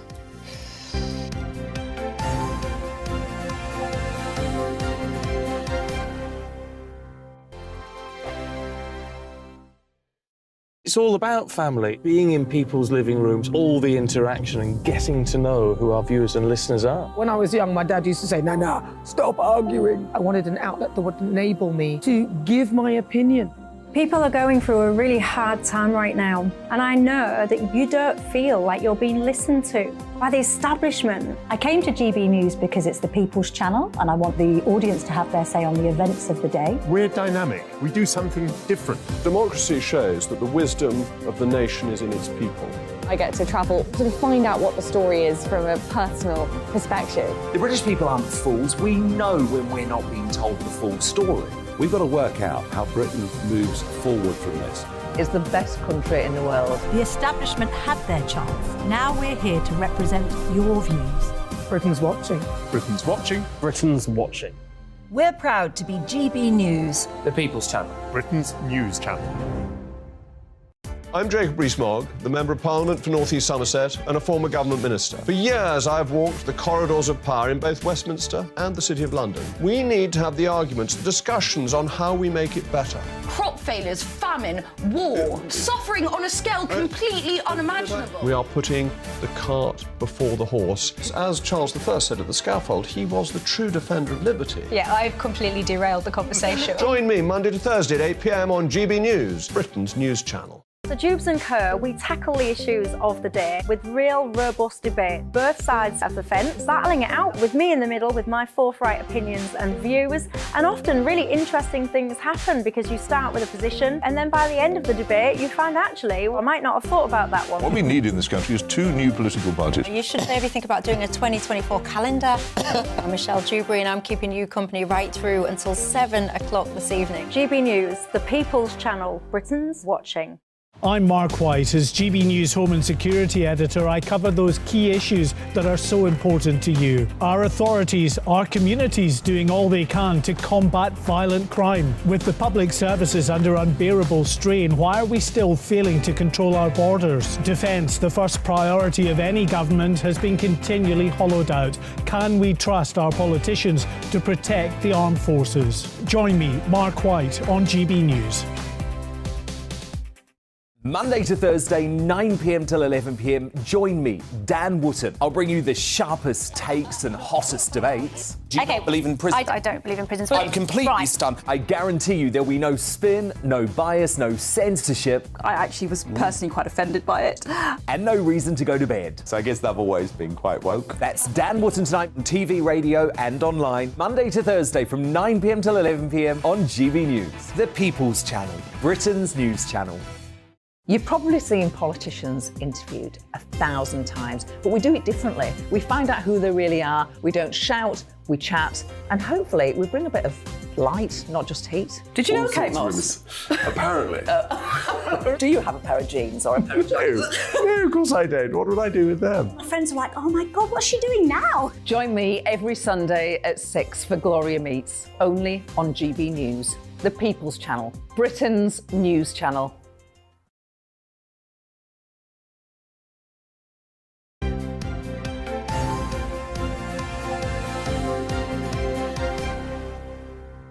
We are on a Wednesday morning. Nice to have you with us. We're going to show you what the front pages of the papers are, beginning with The Times. Yeah, Prince Harry pictured on most of the papers, it has to be said, although actually not The Times this morning. But his political attack on the government as he gives evidence against the Mirror newspaper group is their top liner. Very unusual for a royal to do so. But what is pictured there is that dam in Ukraine. Telegraph, which is quite reverse. Yeah. Instead, their lead is about the dam, but their picture is about Harry. And it's saying, let's talk about this Ukrainian dam, and it would be a new low if Russia was responsible for it, according to our own Prime Minister. The Express focusing on that game-changing new weight loss drug that we've been talking about this morning, including with the Health Secretary himself. It's aimed at slimming down the nation, reducing NHS waiting times and possibly getting people back to work. Bad stat in the Star. Let's look at the headline. It says Inspector Clueless, and it says police not able to solve a single burglary in almost half the neighbourhoods in England and Wales. Why is that? Well, why is that? Yeah, let's ask Emma and David with that one. That is the headline in the Star, David. Why the ineptitude or the lack of interest in solving burglary? Why is burglary not important to our police services? Well, maybe it's important. They just don't know how to deal with it. Look, I used to think the police were the most wonderful things. My father was an inspector in the Special Constabulary. I was brought up in a house just near the police houses. I really admired those men. Now, if you said to me, do I trust the British police? I would have to say to you, no, I don't. Mm-hmm. I think maybe I'm unusual, but I think there are an awful lot of people who now feel that the police are far more obsessed with politically correct crimes and far too little concerned about the crimes that really matter to people, robberies, burglaries and so on. OK, is that the police, is that their fault or is that society's fault? And I said this to someone yesterday, we were talking about schools and what's being taught in schools, and we go, everybody seems to complain about this. Why can't this tide be turned? Why can't these things be turned around and saying to the police force, you know, do the right thing? Well, I think that requires a number of things to happen. The first is it requires the awareness. You know, we have 42 police forces in this country. They sort of run by committee, and it's very important, the police, and it's very important that the police understand and each force is advised. It is the general desire of the chief constables to make a real impact on serious crime that the public care about.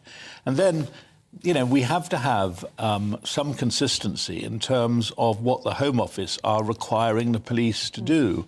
And unfortunately, we haven't been blessed with outstanding Home Secretaries who've really actually been totally committed. Speaking of Home Secretaries, the Home Secretary's much discussed a dream of seeing a flight depart for Rwanda could happen as soon as this autumn, according to the Sun front page, Emma. I love the phrase "as soon as this autumn," given that it was supposed to take off last year. It does feel slightly like they're pushing a line there. It may happen. Wake me up when it does, frankly. There's a long way to go before they manage this. It may well be the case that Rwanda, a number of Rwanda's neighbouring countries are falling into significant turmoil. It may be that Rwanda never becomes the kind of place that we are happy to say that people could live in comfortably. We're probably talking maybe one, maybe two flights. This is an awful lot of wrapping paper on an absolutely nonsense policy. It's not going to solve, whether you are liberal or very, very strict on migration. Either way, this isn't solving anything. But all of that aside, what is happening to make it suddenly happen in September? Is this a suggestion? Nothing. Optimism is happening. They've said, we think we might win the court case, and we think if we win the court case, it might be the case that it doesn't go further. A whole number of caveats there. Meanwhile, then, why, Emma, does yoga, why could yoga, practicing yoga, make life a lot better for people? I mean, there's so many reasons why yoga makes life better for people. Do you do it? I love yoga. I do yoga 2 or 3 times a week. I absolutely adore it. And I do different kinds. So I do very gentle, I've never done it. Have you done it, David? I'm afraid not, no. Amongst the many things I have not done in my life, remind me of my dad. yoga is one of them. I took it up just before lockdown, and honestly, the difference that it's made in terms of my flexibility, and this is why it matters. So apparently, one of the things that can make it worse when you have cancer is inflammatory issues. Yes. And yoga is brilliant for dealing with those inflammatory chemicals that come through your body. I have a lot of inflammation. Yeah, and also So what could we be doing here? Could we be doing here? I'm stressed. Basically, very gentle. So they're not saying that you have to do the really, really hardcore, difficult. Child's pose is incredibly good for you. Just gentle stretches. So if I was to be on my knees, kneeling down with my bottom on the floor, on my haunches. Too much information. Kneeling on the floor. I can't cope with this. Stop it. It's quarter to 8 in the morning. Honestly, you don't even have to go that far. Arms forward and your head on the floor, and it's stretches your back, protecting all your organs. And it's, you know, a lot of women take that pose during childbirth. It's very, very, very calming and resetting, and it's a very basic healing position. I wouldn't be able to give birth to a child that way. Well, that's true. Because I know you couldn't do that. The pose that you're This has now gone from bad taste to fantasy.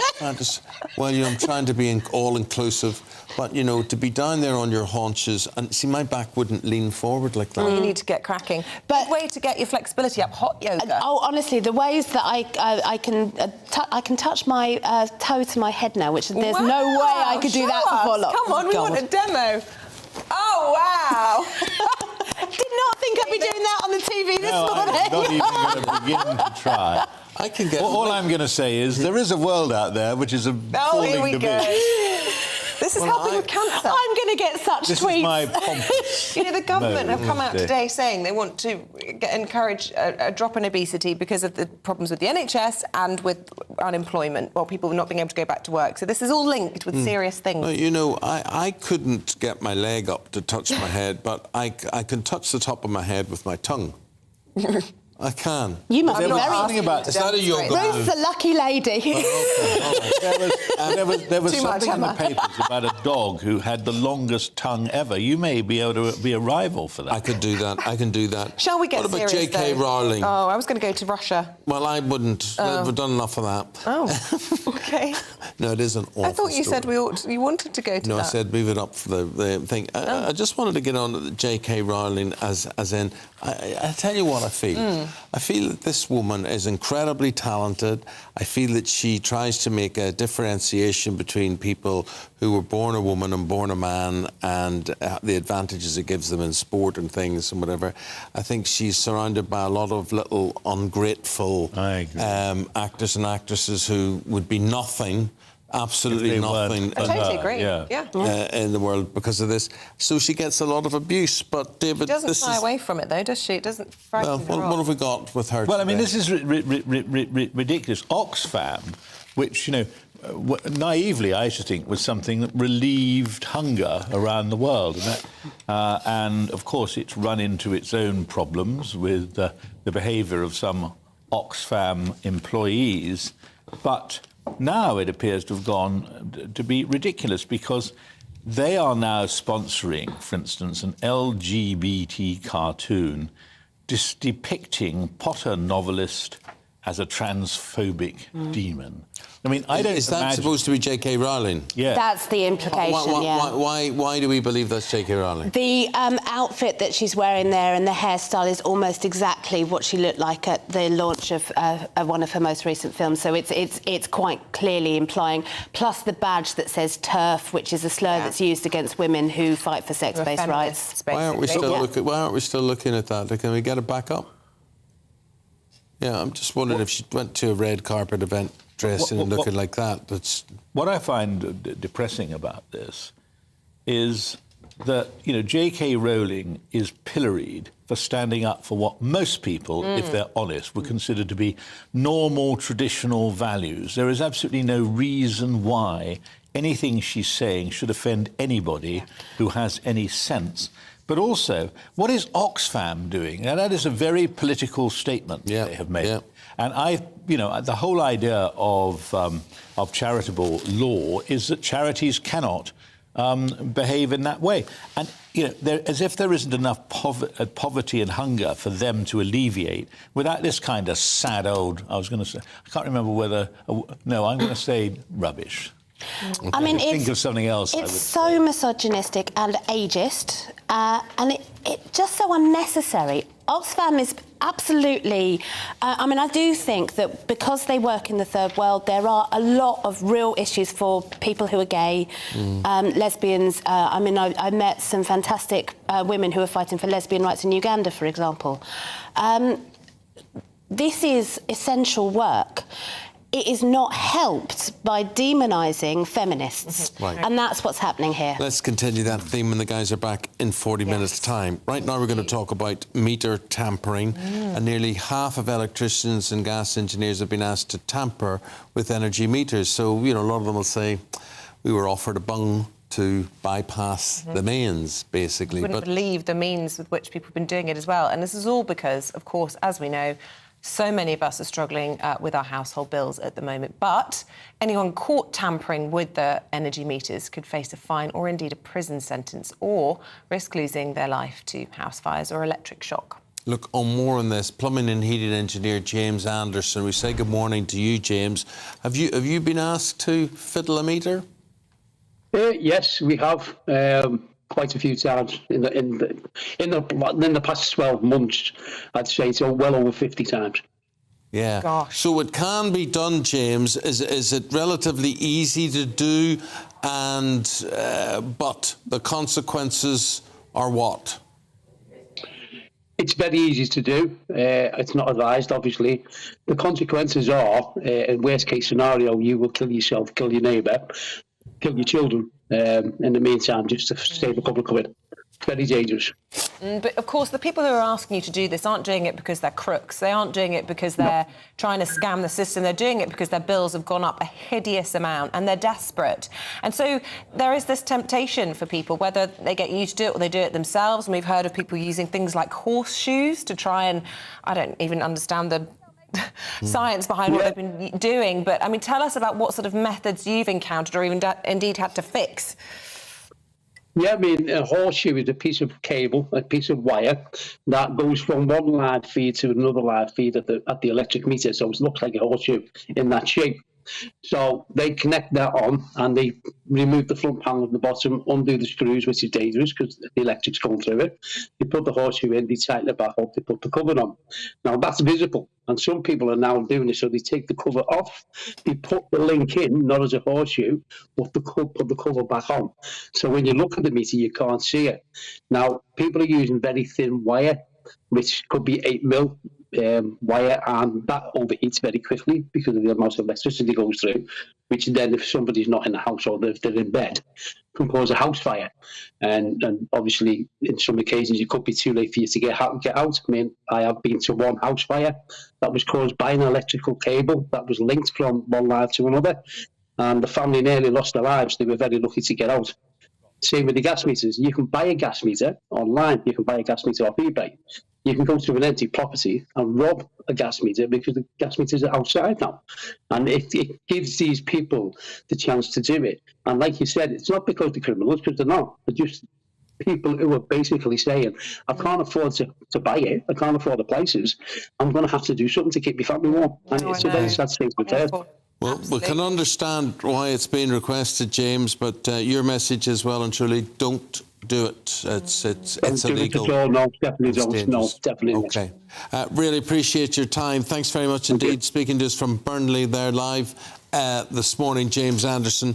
He's an engineer with plumbing and heating. Very hard to get one. Very hard to get a good one. Just to say, tons and tons of you getting in touch with your stories about your favourite teachers. We're going to get a list of those put together and read those out a little bit later in the programme. But up next, Prince Harry is hitting out against the press and indeed now the government. That was in court yesterday. There'll be more court testimony today and we'll have all the latest for you in just a few moments. Before that, though, we have your weather forecast, which should be sunny. Hello, a very good morning to you. It's Aidan McGibbon here with the GBNews forecast from the Met Office. Once again, a lot of cloud to wake up to across much of the UK. It will brighten up for many. I think it will brighten up more widely compared with yesterday, but it's going to stay cold and dreary along the east coast because we've got the same weather pattern we've had for 3 weeks or more. High pressure to the north, this cool easterly airflow bringing low cloud in from the North Sea, and that low cloud, again, is fairly extensive as we start the day, stretching into parts of Wales, central Scotland, not so much into the southwest of England, and actually promising signs that low cloud will retreat back to the east coast by the afternoon. Warm sunshine breaking out widely elsewhere. But this marked temperature contrast continues. 23, 24 Celsius in the south and in the west, but along that North Sea coast, 11 to 14 Celsius. A chilly North Sea wind affecting East Anglia, especially Norfolk and parts of Kent. That continues. And it will continue to bring that low cloud back in once the sun goes down tonight. So overnight, low cloud becoming extensive once again across the UK. There are some signs that the west will stay clearest once again, and it's going to be breezy through the day and overnight across the south and southwest. Nevertheless, tomorrow, same sort of thing. Cloudy for many as we begin the day, that low cloud retreating back to the east coast. A good chance that parts of East Anglia and the southeast will be less cloudy and less cold compared with recent days, but we keep the cloud for northeast England, parts of northern and eastern Scotland. Temperatures, again, very mixed across the country. It is warming up in the south and southwest, up to the mid-20s at times later this week here. And then that humidity that we're seeing in the southwest moves across the country into the weekend, bringing higher temperatures, yes, high 20s possible, but also a threat of thunderstorms.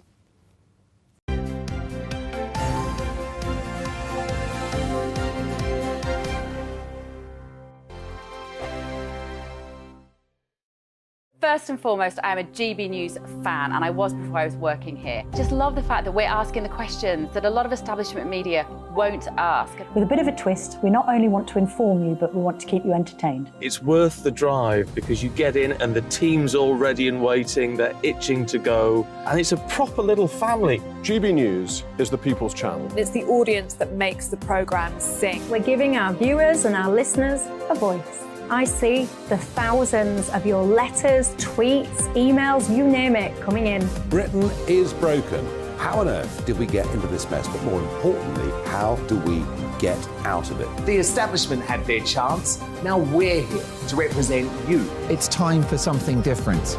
It's time for GB News. I'm very patriotic. I believe in Britain. Our best days lie ahead. Britain's watching. Britain's watching. Join us here on GB News. The People's Channel. Britain's news channel. Join me, Patrick Christie's, Monday to Friday, 3 till 6. We tackle the day's news agenda like you've never seen before. It's high tempo, high octane, the most controversial topics, and the best guests. You will not be able to take your eyes and ears off it. I'm not afraid to ask the questions that you really want answered. 3 till 6 p.m, Monday to Friday on GB News, the People's Channel, Britain's news channel. I'm Andrew Doyle. Join me at 7 o'clock every Sunday night for Free Speech Nation, the show where I tackle the week's biggest stories in politics and current affairs with the help of my 2 comedian panellists and a variety of special guests. Free Speech Nation, Sunday nights from 7 on GB News, the People's Channel, Britain's news channel. Every Sunday from 11. Join Michael Portillo. There will be topical discussion, looking at the week before and the week to come. So kick back and relax at 11 a.m. on Sundays on GB News with me, Michael Portillo. GB News, the People's Channel, Britain's news channel. GB News has its own late-night paper preview show, Headliners, where comedians take you through the next day's top news stories. You don't have to bother reading the newspaper, we've got it covered for you. Headliners, every night at 11 p.m. and repeated every morning at 5 a.m. We won't send you to sleep like some of the other paper review shows out there. GB News, the People's Channel, Britain's news channel. Join me, Camilla Tominey, on Sunday mornings from 9:30, taking the politicians to task and breaking out of SW1 to see how their decisions are affecting you across the UK. Bursting the Westminster bubble every Sunday morning, only on GB News, the People's Channel. Britain's watching. Monday to Thursday nights on GB News. At 6, it's Dubes & Co. 7 o'clock, Farage. At 8, join Jacob Rees-Mogg. And at 9, Dan Wootton Tonight, followed by Headliners. On TV, radio and online. This is GB News. Westminster is going around in ever-decreasing circles, followed by the media. Britain is broken. How on earth did we get into this mess? But more importantly, how do we get out of it? Join me at 7 p.m, Mondays to Thursdays on Farage. Here on GB News, we will have open, rational debate. We've got to work out how Britain moves forward from this. Join us here on GB News, the People's Channel. Britain is watching.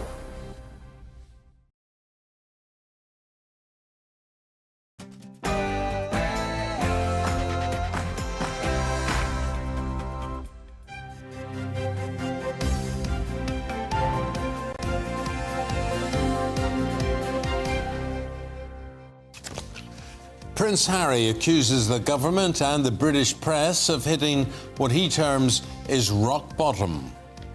A very good morning to you. Welcome to the programme. Thanks for your company. It's 8 o'clock. It's Wednesday, the 7th of June. You're watching and listening to Breakfast on GB News with Eamonn and Isabel. Well, here's what's leading our news on this Wednesday morning, and that is the Duke of Sussex will return to the High Court today after blaming the tabloid press for inciting hatred.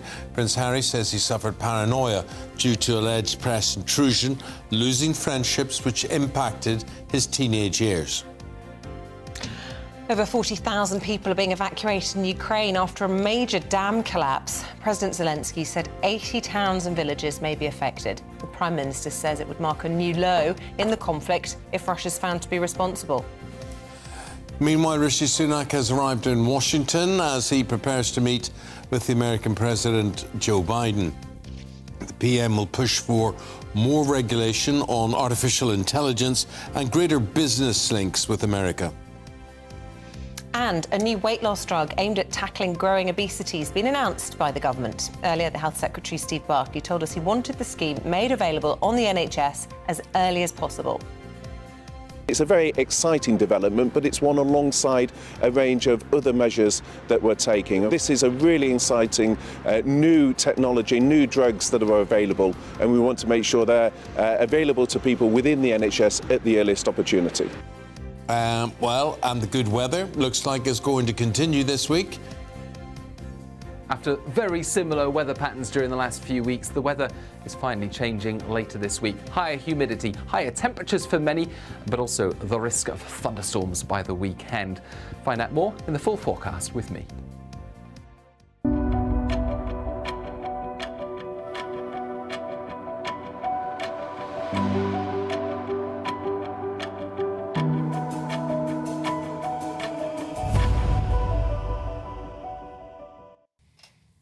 So the top story this morning is Prince Harry will appear for his second day at the High Court.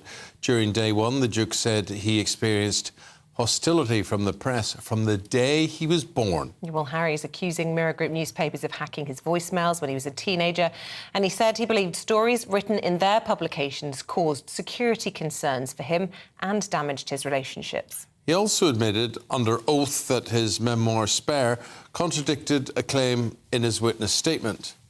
Well, let's speak to our royal correspondent, Cameron Walker, who is down at the High Court again for us this morning. Day two, Cameron, you have a seat in court. You can see Harry as he is giving his testimony. And look, yesterday cracks really started to appear in his case, didn't they? They certainly did, Isabel. Yes, I mean, Prince Harry faced nearly 5 hours of questions and cross-examination over his allegations that the Mirror Group newspapers used unlawful information to write stories about him. He is the first royal who's appeared in the witness box since the 19th century. But in court, I was sat there very close by to him, and he appeared very calm and relaxed as he spoke of the effects this alleged unlawful information gathering had on him.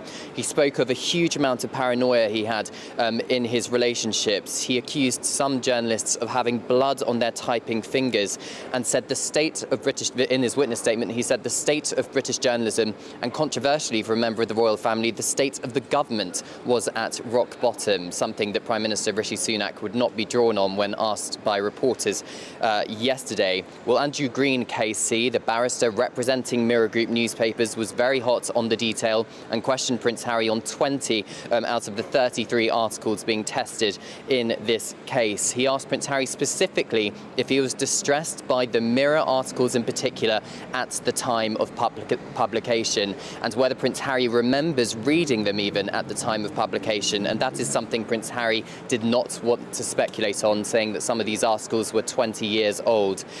He also asked Prince Harry why he was complaining about the Mirror Group newspaper articles in particular, when some of the information in them was actually already published by other media outlets a day or maybe even a week before. Now, the Duke's, in response to that, the Duke's understanding was that the Mirror Group newspaper journalists used unlawful means to move the story forward in order to get an exclusive. Mr. Green, the barrister representing Mirror Group, also used Prince Harry's memoir Spare against him. One such instance, an article published in 2003 alleging a fallout between Prince William and Prince Harry over whether or not to meet Diana's former butler, Paul Burrell, had a different version of events in Prince Harry's witness statement released to the court this morning and in his memoir Spare. Now, critics of Prince Harry will say that he was very out of his depth yesterday, that he's used to friendly Oprah interviews or promotional interviews, not a grilling from a top barrister who is hot on details. But a media lawyer was saying yesterday that it's a lower threshold in a civil case like this to determine whether or not Prince Harry is a victim of unlawful information gathering, and the judge only needs to find on the balance of probabilities, i.e. over 50%, if it is more likely than not that Prince Harry is a victim in this case. So there could be a situation when the judge makes his ruling in a few weeks' time that on some of the 33 articles he does find in Prince Harry's favour, but we will have to wait and see on that one. As for Prince Harry, he is back in the courtroom this morning, expected to resume at about 10:30, and his evidence is expected to continue into the afternoon. Well, it is box office, and you have a ringside seat at all of that, Cameron. You were there yesterday. You say critics would have said he was out of his depth. What did you make of his performance? Well, it was a pretty interesting one, Eamonn. I think he certainly started off pretty confident and was giving the answers perhaps that the barrister wanted. But what seemed to be the big difference between Mr. Green, representing Mirror Group newspapers, and Prince Harry was that Mr. Green was forensically going through every article line by line in detail, asking Harry for specifics, and Prince Harry, it appeared, did not have the specific information or indeed the detail. In fact, some of the articles he appeared not really to be across in the 33 which were in his witness statements, which some people have said, and it was pretty obvious, perhaps could be a little bit of his downfall. But we still, of course, have another day of evidence. And as I said just earlier, it's a balance of probabilities here, whether or not it is more likely than not that Prince Harry was a victim of unlawful information gathering. But it was clear that it was not an Oprah interview. It was not a promotional interview for his memoir Spare, something Prince Harry's very used to. It was very different with a barrister grilling him. And Cameron, the judge asked him specifically, did you write this opening statement, this witness statement yourself? And he was adamant, yes, this is my own hand. And in that statement, he made those comments about the British government, which is a first, really, for the royal family. And look, you know, he's not a working royal, he can do that. But it will raise eyebrows and it will create problems, will it not, for his father, who is, of course, having these weekly meetings with the government, with the Prime Minister. Yeah, it was very interesting, Isabel. I was in court when the barrister asked him on that specific point whether or not he had written his witness statement, and he absolutely was adamant that he wrote the entire thing. And clearly, very controversial that a member of the royal family said that the state of the British government was at rock bottom. I think perhaps from Prince Harry's perspective, he has more freedom now. He is no longer a working member of the royal family, but nonetheless, he is still fifth in line to the British throne. His father is King Charles III, so it is going to create some uncomfortable tensions for the king and the institution of the monarchy. Rishi Sunak, the Prime Minister, was asked by reporters yesterday on his way to Washington what he thought of Prince Harry's comments, and Rishi Sunak had the default answer for any British Prime Minister when they are asked about a member of the royal family, and that was they do not comment on the royal family. But nonetheless, Prince Harry being pretty criticised this morning for perhaps dipping his toe into politics. OK, Cameron, with all of that, thank you very much. Keep us posted on all those developments from the High Court today. We look forward to it. Thank you. OK, full coverage here on GB News. Right, the Prime Minister, we can report he's in Washington today, and apparently he's looking for an economic alliance with America to counter the rise of China and the risk of artificial intelligence. Yeah, he's also going to be speaking to congressional and business leaders about more support for Ukraine. And joining us now for more on all this is our Deputy Political Editor, Tom Harwood. Hello again, Tom. So lots on the agenda for a two-day trip for the Prime Minister. What do you think is the most likely outcome from all of this? Lots more business for us? Well, the clear wins that have already been pre-announced by the government include £14 billion of investment from US companies into the UK. And the Prime Minister will be talking up this huge bilateral relationship that we have. More than 1 million Brits work in American companies, more than 1 million Americans working in British companies, £1 trillion, or $1 trillion, I should say, of interconnected economic activity, and indeed lots of meetings with business leaders as well. But that's on top of course, today, congressional leaders' meetings and indeed committee chairs and all the rest of it. And tomorrow, the big meeting at the White House with President Biden, which won't just be on business, but also two other big topics, no doubt near the top of the agenda, AI and Ukraine. Yeah, and just on specifically Prime Minister Sunak's relationship with the Biden administration, I mean, he's really done a lot, it has to be said, to, you know, kind of allay their suspicions. I mean, there's been an all-time low, probably, in that special relationship, and with the Windsor framework, however small that visit and that nod was from President Biden in Belfast, they were very worried about the protocol, weren't they? And they're pleased to see that kind of concession being made with the Windsor framework. But also, he went to university there, he has a house there, he's just made a huge donation to an American college there, he met his wife there, he has an affiliation with the States. Could that all serve him quite well? And he's been there many times since he became Prime Minister. He didn't become Prime Minister all that long ago, but already he's been out to California for the AUKUS announcement, he's been out to the UN, he's met President Biden in the G7, in the G20. This is actually a relationship that is surprisingly frequently revitalised, I suppose, is one way we could put it. And I think that there is an interesting point here. Of course, when Rishi Sunak became Prime Minister, President Biden felt like he could congratulate him just in a completely unrelated American event. I mean, he did get his name wrong. Yeah, Rashid Sunak or something. Rashid Sunak, I think he said. But sounds like a helicopter. But certainly he did say. Sunak. Yeah. Sleepy Joe called him Rashid Sunak. It was probably the first time he'd ever heard of him, but he did talk about how it was a big moment, and I think particularly for the US Democrat Party, which does think a lot in racial terms in politics to some extent. Perhaps the fact that Rishi Sunak is the first non-white Prime Minister opens a door there in terms of conversations and connections in a way that might not have been open before. Interesting. Just talking about AI, because that was the second thing you said that he's really there to try and work on. He's keen to stress there are opportunities in AI and he wants those opportunities to be exploited to our advantage, but he's also very worried about the threat. Yeah, this all comes with the power of AI, which is doubling or even quadrupling every year now, far faster than many experts had predicted. Now, that's really great for medical innovation and all the rest of it, and it could make us very, very rich. But also it means it could get out of control, and that brings a lot of risks. If this stuff is cleverer than us, if it has some form of consciousness or anything that sounds a bit sci-fi.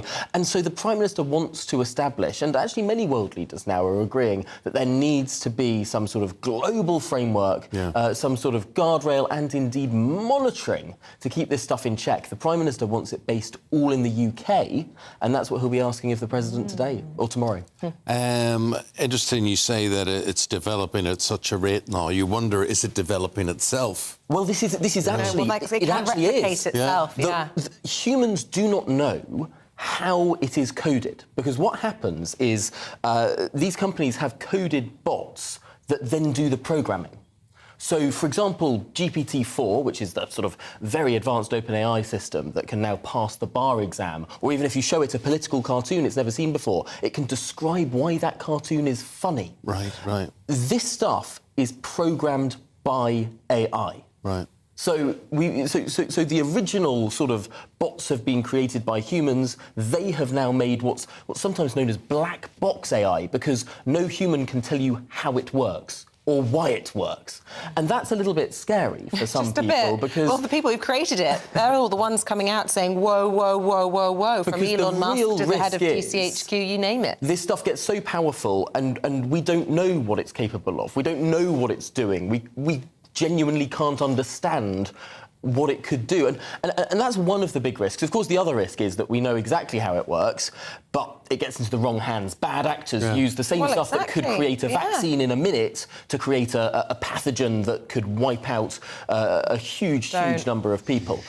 So real opportunities in terms of progress, but also real risks, and that's what the Prime Minister will be focusing on tomorrow. OK, fascinating, Tom. Thank you very much indeed.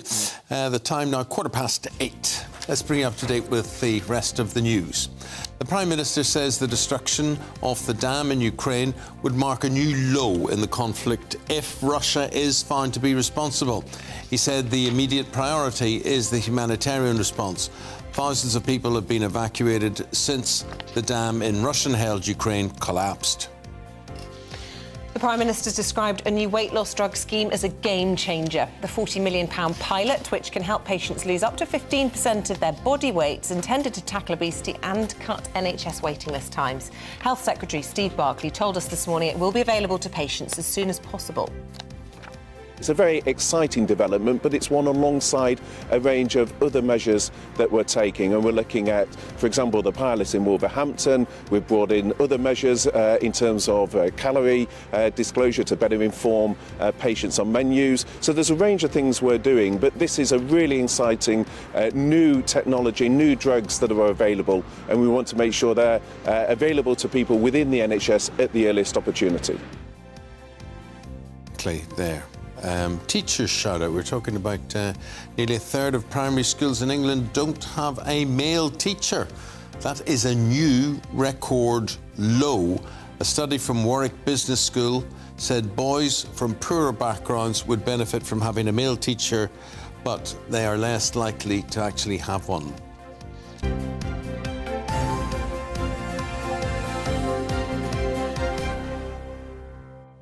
I think everyone loves their teachers.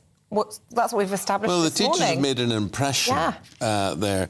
John says, shout out for Mr. Kinder, or could it be Mr. Kinder? But anyway, he was a teacher from another school, but he encouraged and supported me re-sport. He was a massive influence on me. From Spain, we say hello to Bob. Bob says, I'm 74. I recall the first teacher who kindly allowed me to take a book home to read when I was 9 years of age. Percy Pig Ahoy was the book. And Mr. Treadwell, the teacher, Barton Junior School in Burnley. Yeah, and can I just say pages and pages of these, but we'll just rattle through a few of them. Liz in Cornwall. Mr. Gregson, our history and politics teacher at Colton Grammar School. He was an absolute hero for me growing up. When he was teaching us about World War I, he came dressed as a British soldier and brought our lessons to life. Maybe somewhat eccentric, but, you know, very good. He gets the message home. Robin says, Mr. Hinwa, definitely, he gave me his this English name, which Robin has, and I've been using it for 17 years. He encouraged me to get into the world of language learning, which really opened a whole new world for me. Francesca says, Diana Woolsgrove for me. I still love English to this day because of her fabulous teacher who got the whole class enjoying the subject and loving her lessons. Sheila says, I remember Miss French from Lee Street Girls' School in Hyde in Cheshire. Diane says, Mrs. Walsh from Morfoot Primary School in Gourock in Scotland. Go on, do a few more. So they go on. Mrs. Lisk taught history at a convent in Bath in the 60s, says Jenny. She was my very favourite teacher. I still love the subject. She marked very low in essays, but always took the time to write constructive advice at the bottom in red as to how to improve You're my not allowed knowledge. to use red anymore. Teachers can't use red because it's aggressive. Tim says, Mr. John Hennigan for me, my former English teacher. What do they read? What do they write in? Green. Green, OK. Yeah, black. Mr. John Hennigan for me, my former English teacher at Lawrence Sheriff School Rugby. I was keen on writing short stories and he would review them for me. He left for a new job and sadly passed away later. Isn't that sad? I'll never know that you sent in a tribute this morning. David from France watching us this morning. Good to have our international viewers. Phil Murphy from Archbishop Tennyson School in Kellington. He was my French teacher. Gosh, well, he obviously ignited a love of France then, if you're living there now. He told me one day I would teach French and persuaded me to go on to study a degree in bilingual business studies. 40 years later, my career in RAF and United Nations, wow, has taken me all over the world, almost exclusively in French-speaking countries. You see, that it can change people's lives. Yeah, having that ability. Yeah, good. Thank Nice, you for those. nice stories We really there. enjoyed those. A positive spin on the teacher's story we're talking about this morning. So, sport coming up next. West Ham on their travels. They're in Prague. Can they capture European glory tonight? More on the Europa Conference League final. Paul Coit previewing that on the Hammers next.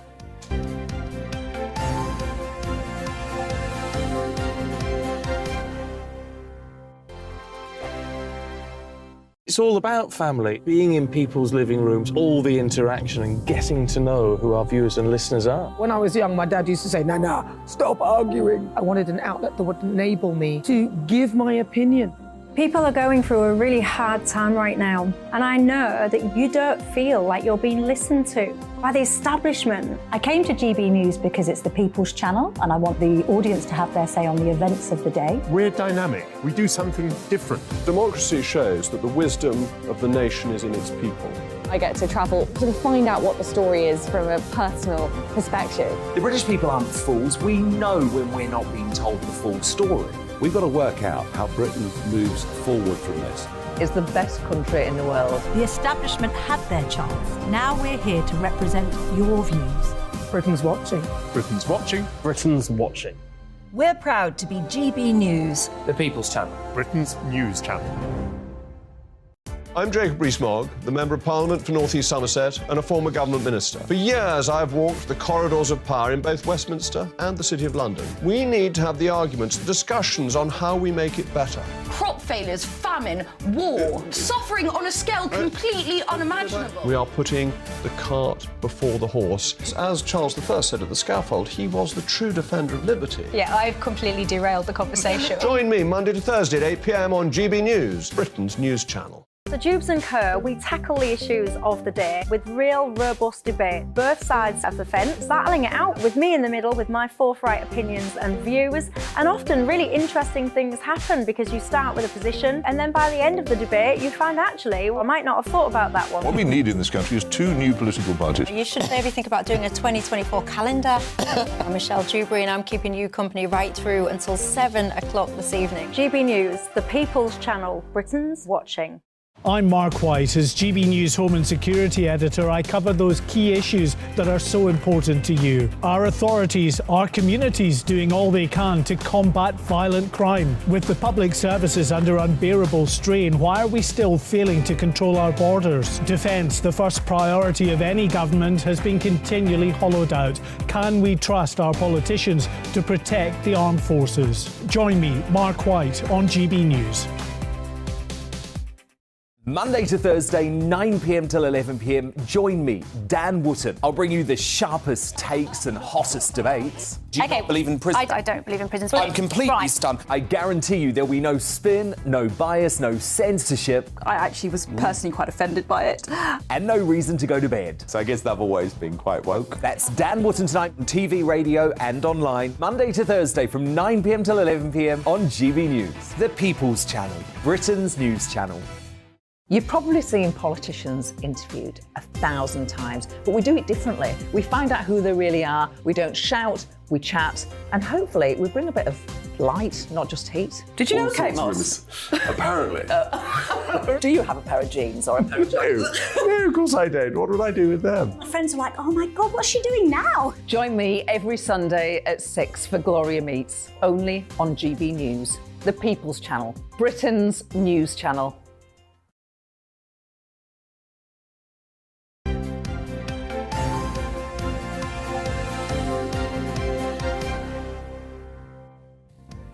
.24 is the time. Welcome back to the programme. Thank you for your company. Lots more for you coming up just before 9. What is it?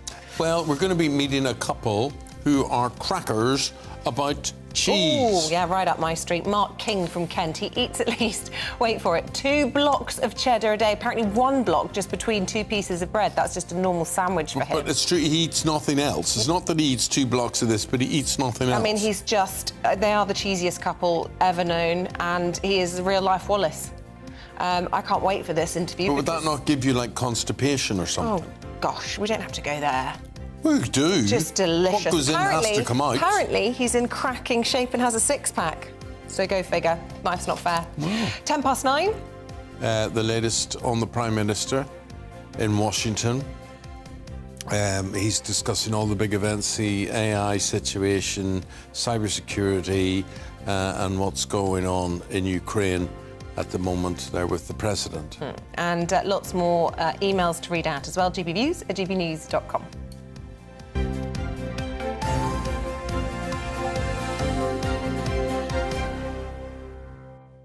It's sports time. Back pages look like this on this Wednesday morning. Guardian, the PGA Tour and the DP World Tour and Live Golf have all teamed up to announce they are merging. Who would have thought? They're terminating a new collectively owned entity. If anybody can tell me what that means, well, Paul quite well very shortly.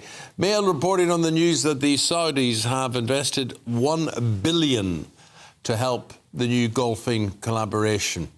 This was the row in the first place, but there's Declan Rice, West Ham player.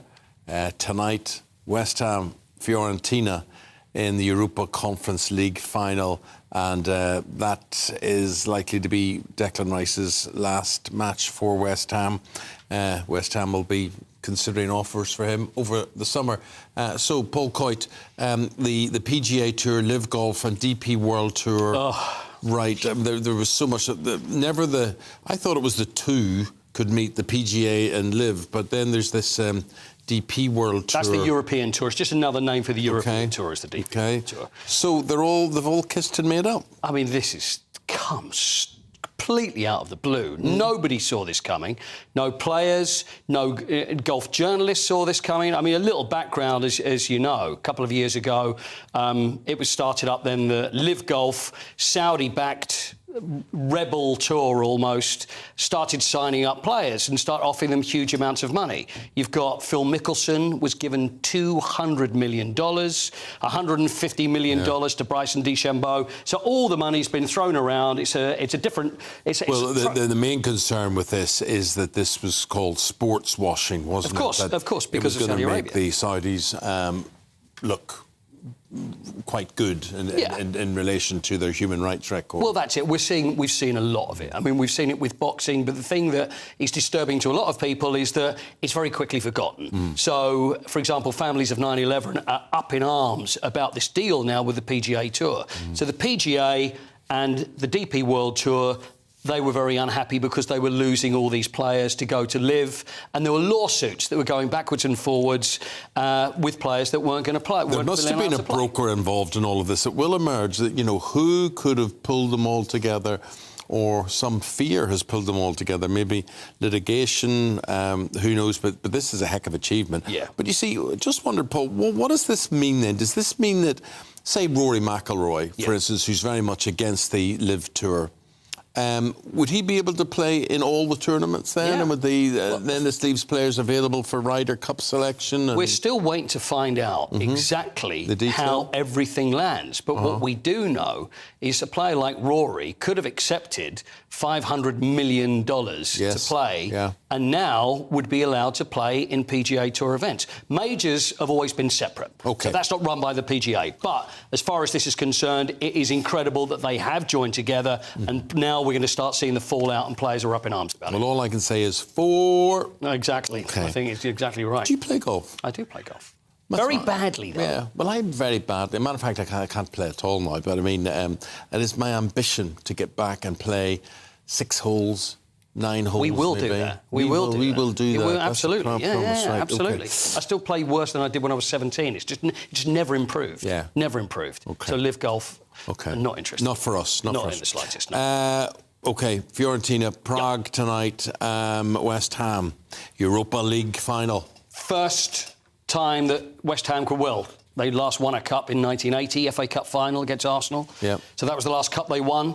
1965, last European trophy was the Cup Winners' Cup with Bobby Moore. So a lot of the papers are likening Declan Rice to Bobby Moore, and this could be the first European trophy for them in that amount of time. So it's being held in Prague. It's the conference final. They're playing Fiorentina.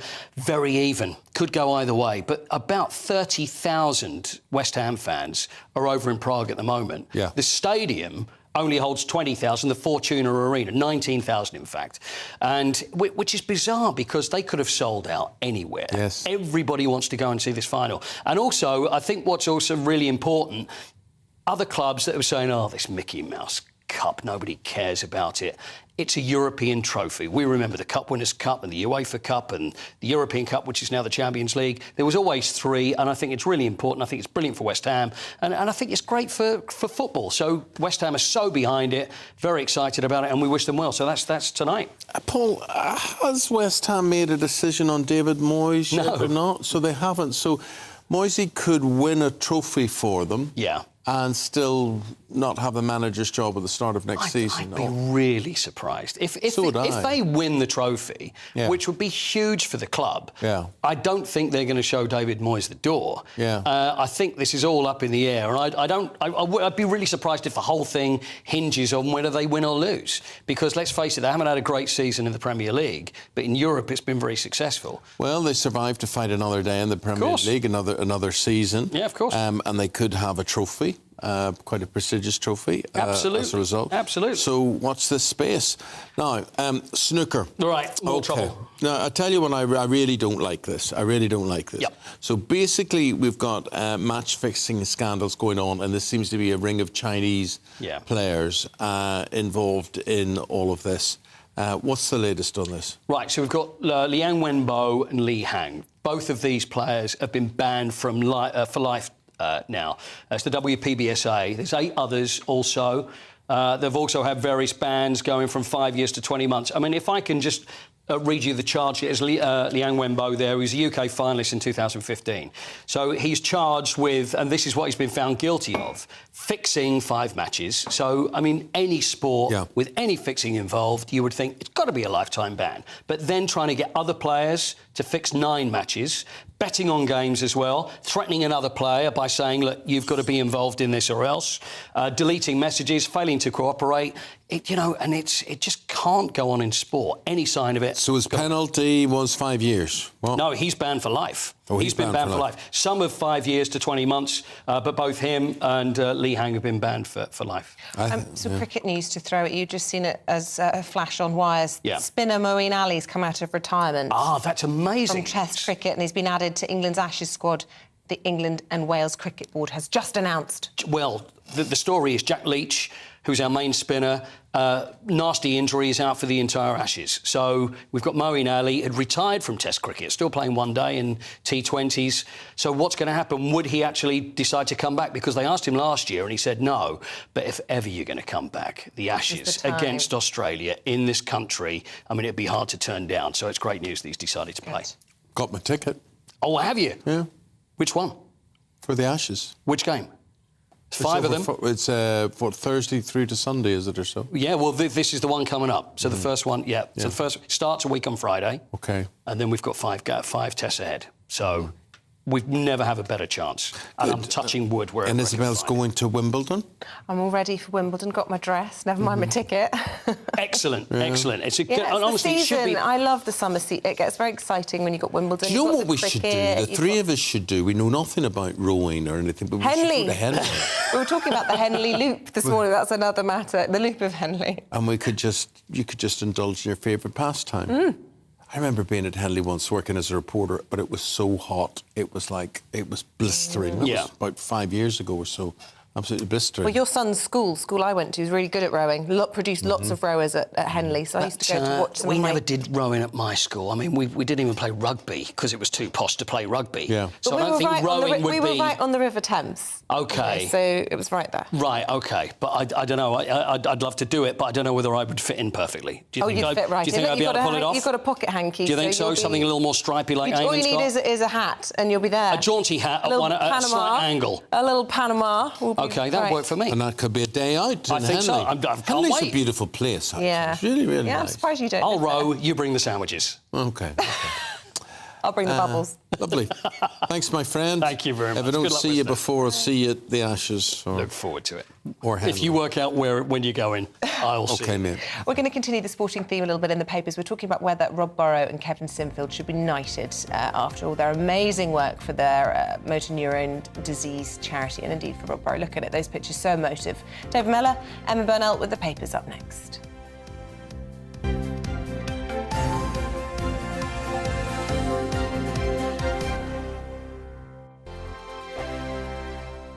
First and foremost, I am a GB News fan, and I was before I was working here. Just love the fact that we're asking the questions that a lot of establishment media won't ask. With a bit of a twist, we not only want to inform you, but we want to keep you entertained. It's worth the drive because you get in and the team's all ready and waiting, they're itching to go, and it's a proper little family. GB News is the People's Channel. It's the audience that makes the programme sing. We're giving our viewers and our listeners a voice. I see the thousands of your letters, tweets, emails, you name it, coming in. Britain is broken. How on earth did we get into this mess? But more importantly, how do we get out of it? The establishment had their chance. Now we're here to represent you. It's time for something different. It's time for GB News. I'm very patriotic. I believe in Britain. Our best days lie ahead. Britain's watching. Britain's watching. Join us here on GB News. The People's Channel. Britain's news channel. Join me, Patrick Christie's, Monday to Friday, 3 till 6. We tackle the day's news agenda like you've never seen before. It's high tempo, high octane, the most controversial topics, and the best guests. You will not be able to take your eyes and ears off it. I'm not afraid to ask the questions that you really want answered. 3 till 6 p.m, Monday to Friday on GB News, the People's Channel, Britain's news channel. I'm Andrew Doyle. Join me at 7 o'clock every Sunday night for Free Speech Nation, the show where I tackle the week's biggest stories in politics and current affairs with the help of my 2 comedian panellists and a variety of special guests. Free Speech Nation, Sunday nights from 7 on GB News, the People's Channel, Britain's news channel. Every Sunday from 11. Join Michael Portillo. There will be topical discussion, looking at the week before and the week to come. So kick back and relax at 11 a.m. on Sundays on GB News with me, Michael Portillo. GB News, the People's Channel, Britain's news channel. GB News has its own late-night paper preview show, Headliners, where comedians take you through the next day's top news stories. You don't have to bother reading the newspaper, we've got it covered for you. Headliners, every night at 11 p.m. and repeated every morning at 5 a.m. We won't send you to sleep like some of the other paper review shows out there. GB News, the People's Channel, Britain's news channel. Join me, Camilla Tominey, on Sunday mornings from 9:30, taking the politicians to task and breaking out of SW1 to see how their decisions are affecting you across the UK. Bursting the Westminster bubble every Sunday morning, only on GB News, the People's Channel. Britain's watching. Monday to Thursday nights on GB News. At 6, it's Doobs & Co. 7 o'clock, Farage. At 8, join Jacob Rees-Mogg. And at 9, Dan Wootton Tonight, followed by Headliners. On TV, radio and online. This is GB News. Westminster is going around in ever-decreasing circles, followed by the media. Britain is broken. How on earth did we get into this mess? But more importantly, how do we get out of it? Join me at 7 p.m, Mondays to Thursdays on Farage. Here on GB News, we will have open, rational debate. We've got to work out how Britain moves forward from this. Join us here on GB News, the People's Channel. Britain is watching.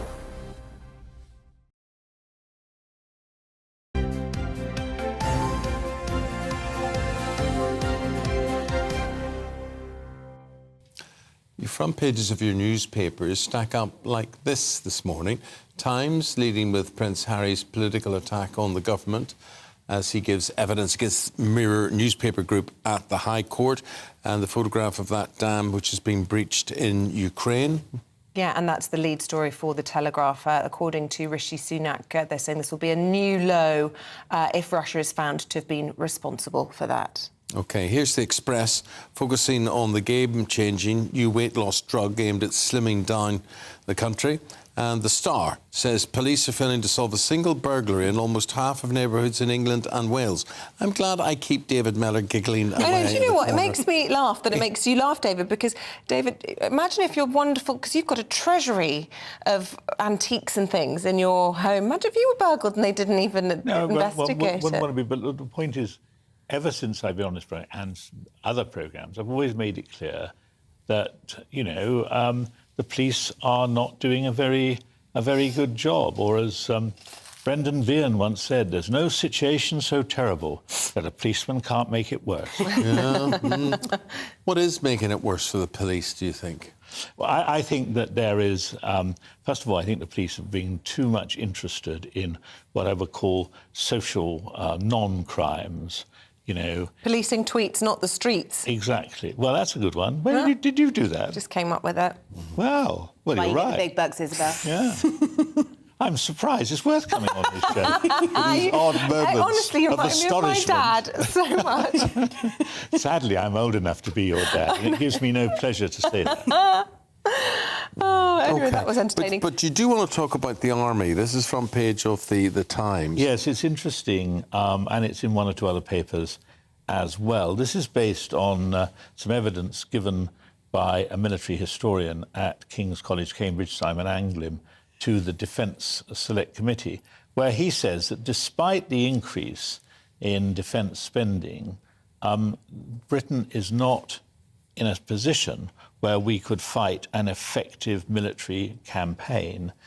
He says reducing the number of main battle tanks from 227 to 148 and shrinking the size of the army to 73,000 means that we could put in only into battle only one under-strength division made up of 2 brigades, whereas Poland could put in 4 divisions and Turkey 5. Now, I personally don't want to spend my life talking about the next war, but there is a level of military preparedness that we should be able to accomplish, and there's plenty of evidence around now that we can't do that. But the problem, David, is this increase in cyber attacks, and this week we've just seen it with Boots, the BBC BA, but that can be, we talk about AI and all of this. We're having to ramp up our defences in that department, but also the cost of living crisis. We've already got taxes at, a generational high. How are we going to pay for all of this? No, it's a very good question. You are on form. Except Poland are paying for it. Because it is a good question. It's very difficult to give a satisfactory answer. But, but as Eamonn has just said, Poland are paying for it. And there's no doubt about it. Look, I'm sadly old enough to have been the Foreign Office Minister responsible for Russia and the Soviet Union when it was the Soviet Union. In those days, although, these old boys in the Kremlin were quite menacing, they were predictable. Now you've got unpredictable people like Putin at the helm. But if Putin goes, he's not going to be replaced by anyone better. He's going to be replaced by some of these extraordinary people who emerge, including, indeed, a whole lot of journalists who now, they go on the nightly news in Russia and make all kinds of extreme attacks on the UK. That was never allowed in the days of the Soviet Union. Is it fantasyland to dream of, Navalny being installed in the way that Hamid Karzai was put in by the West in Afghanistan? We've learned, haven't we, that we don't... Yeah, regime change is not what we do. But, people always say Putin's, could be worse. But there are options. There are options in Russia. Navalny is a hero. But unfortunately, he is he's locked up and all sorts of problems. But I think we're going to go to the Guardian now in the interest of time. Page 2, Emma. We love to talk about what people are paid. Give us an indication of what the faceless bigwigs of Britain's big companies are being paid. Yeah, it's quite extraordinary. Two of the examples given in The Guardian, the chief executive of the National Grid is earning over £7 million this year. Dear God, £7 million. The chief executive of Sainsbury's pay has gone up by 36%.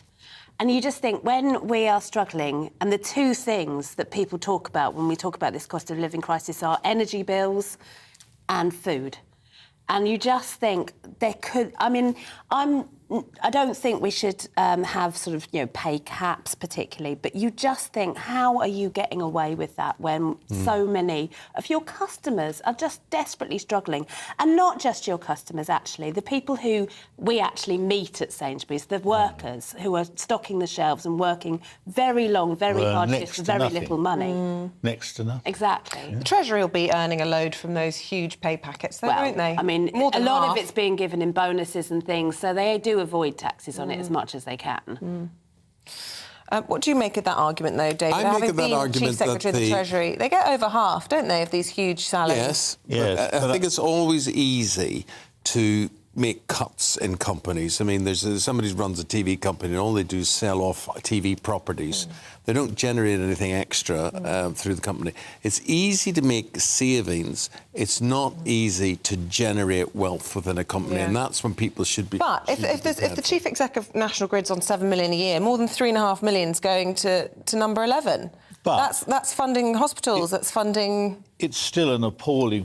because it's the disparity, my life is all in the past, as you know. I have no present and very little future. This is your present. But my first job in government, 40 years ago, sadly, was running the government's relations with the electricity boards.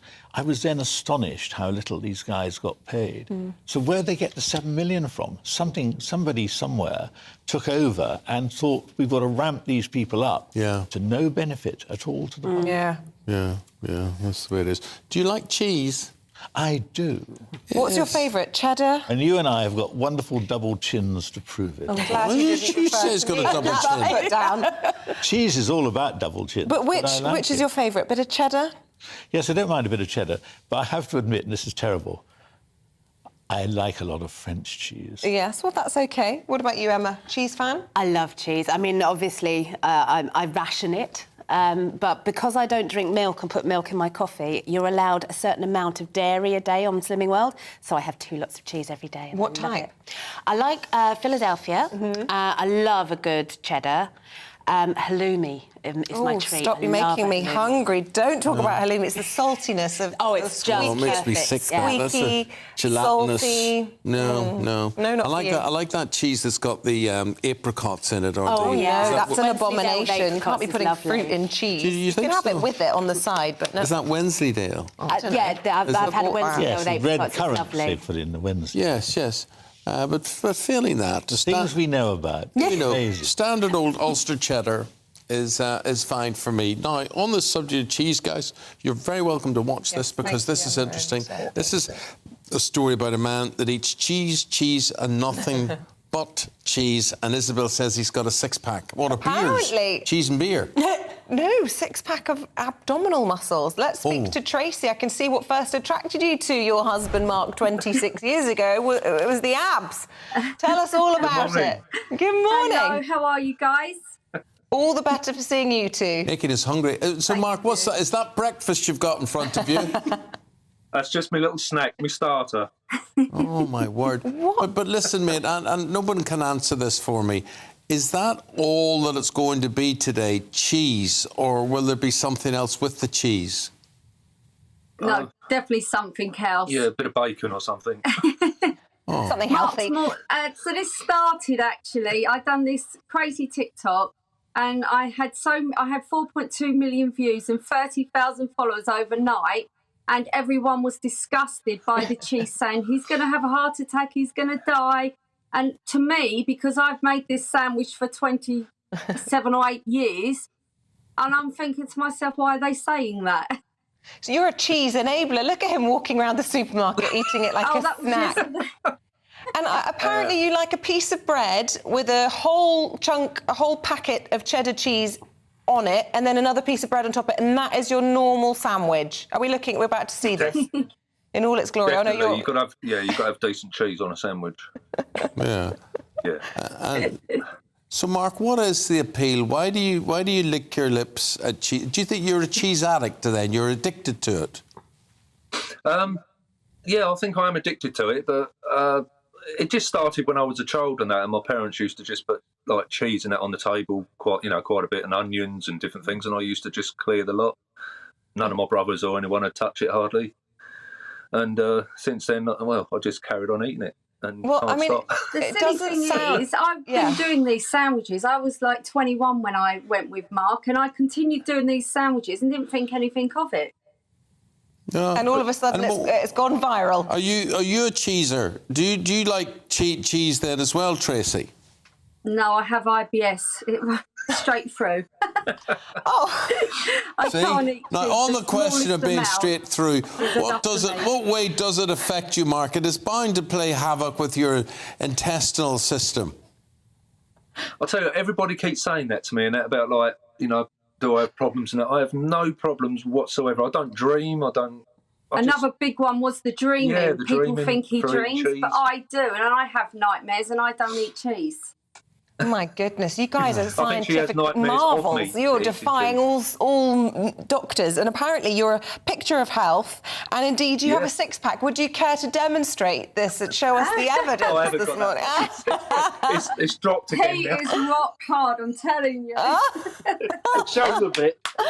Crikey, not bad. Can I ask them one question? Yes, David Mellor wants to interject. Where's the Branston pickle? Oh, You've got to have Branston pickle on your cheese. Yeah, You've got to have pickle, Branston anything pickle on your savoury, cheese. to go on my cheese. His most fine. favourite is disgusting. It's Marmite, pepper and mayonnaise. Oh, gosh. That's interesting. Do you ever have anything sweet? Marmite and mayonnaise is lovely. We did filming last year, and even all the guys that were filming with us, because we'd made so many sandwiches, they actually were eating them and said how delicious they were. And what's the most unusual combination been? And do you try anything perverse like a sweetness with it? Really, do you? No, just no. He's not one for puddings. Like, he's not a sweet person at all. I would eat this pudding before the food. Yeah, no, I am a have sweets, cheeseaholic. I can totally relate. I I do like a bit of cheese with cranberry and that in it. Oh, right, OK, so you were talking about Wensleydale with apricot in, you like cheese with cranberry. What other cheeses do you like? Is it mainly cheddar and those ones? Because we were talking a moment ago about halloumi, and it's the squeak, it's the salt, it's the warmth, it's the barbecue flavours if you've cooked it on the barbecue. I mean, it's a diverse cheese. I love halloumi. Yeah, halloumi's lovely. And so my daughter's like right into halloumi as well. She's sort of following after me, trying all the different cheeses. Yeah, I like all the stronger like the Pilgrims. Oh, I love a stinky cheese. Yeah, vintage cheeses that have got a really strong taste. Stilton, loads of Stilton.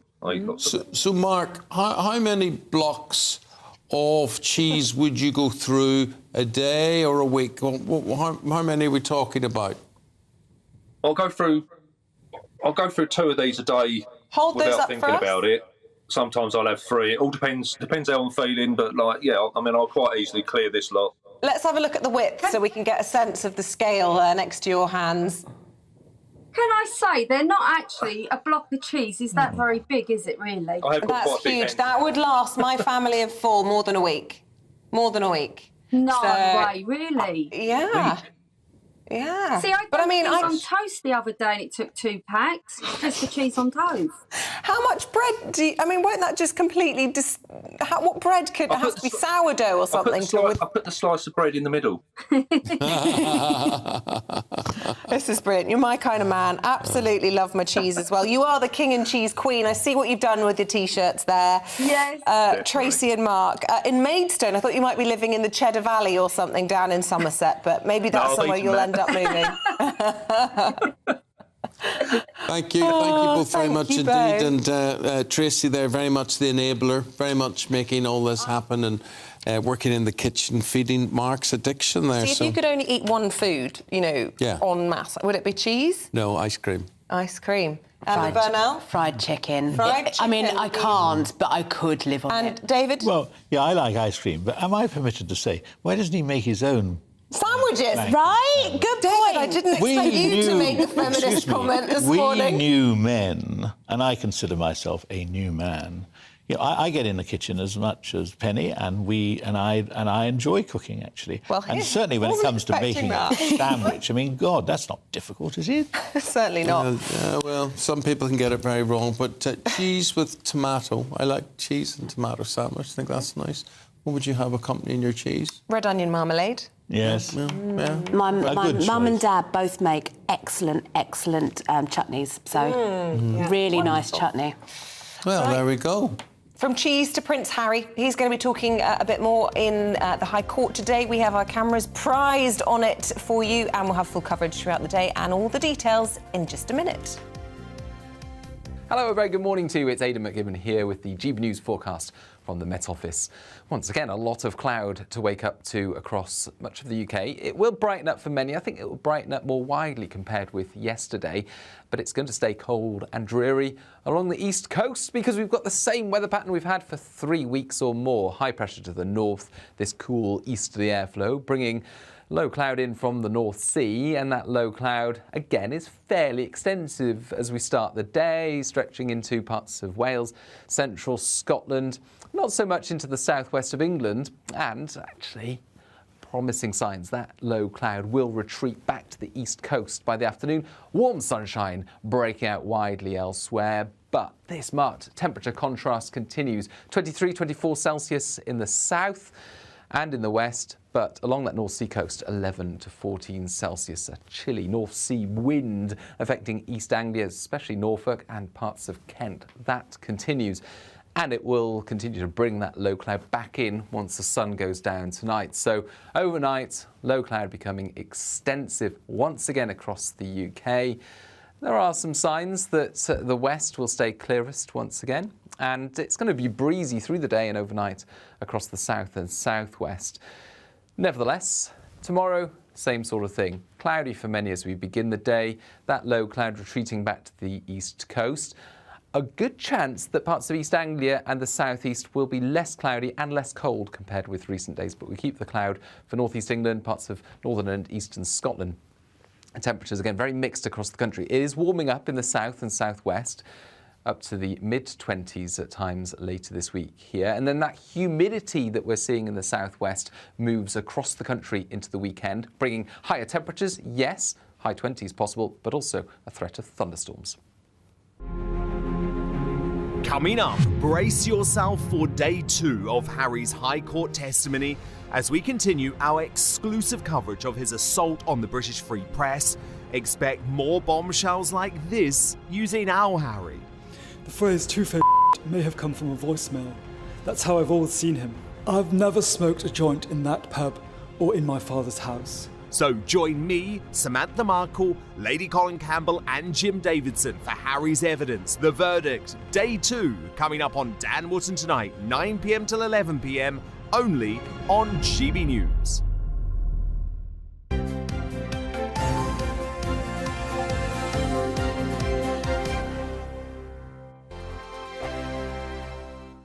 It's all about family, being in people's living rooms, all the interaction and getting to know who our viewers and listeners are. When I was young, my dad used to say, no, stop arguing. I wanted an outlet that would enable me to give my opinion.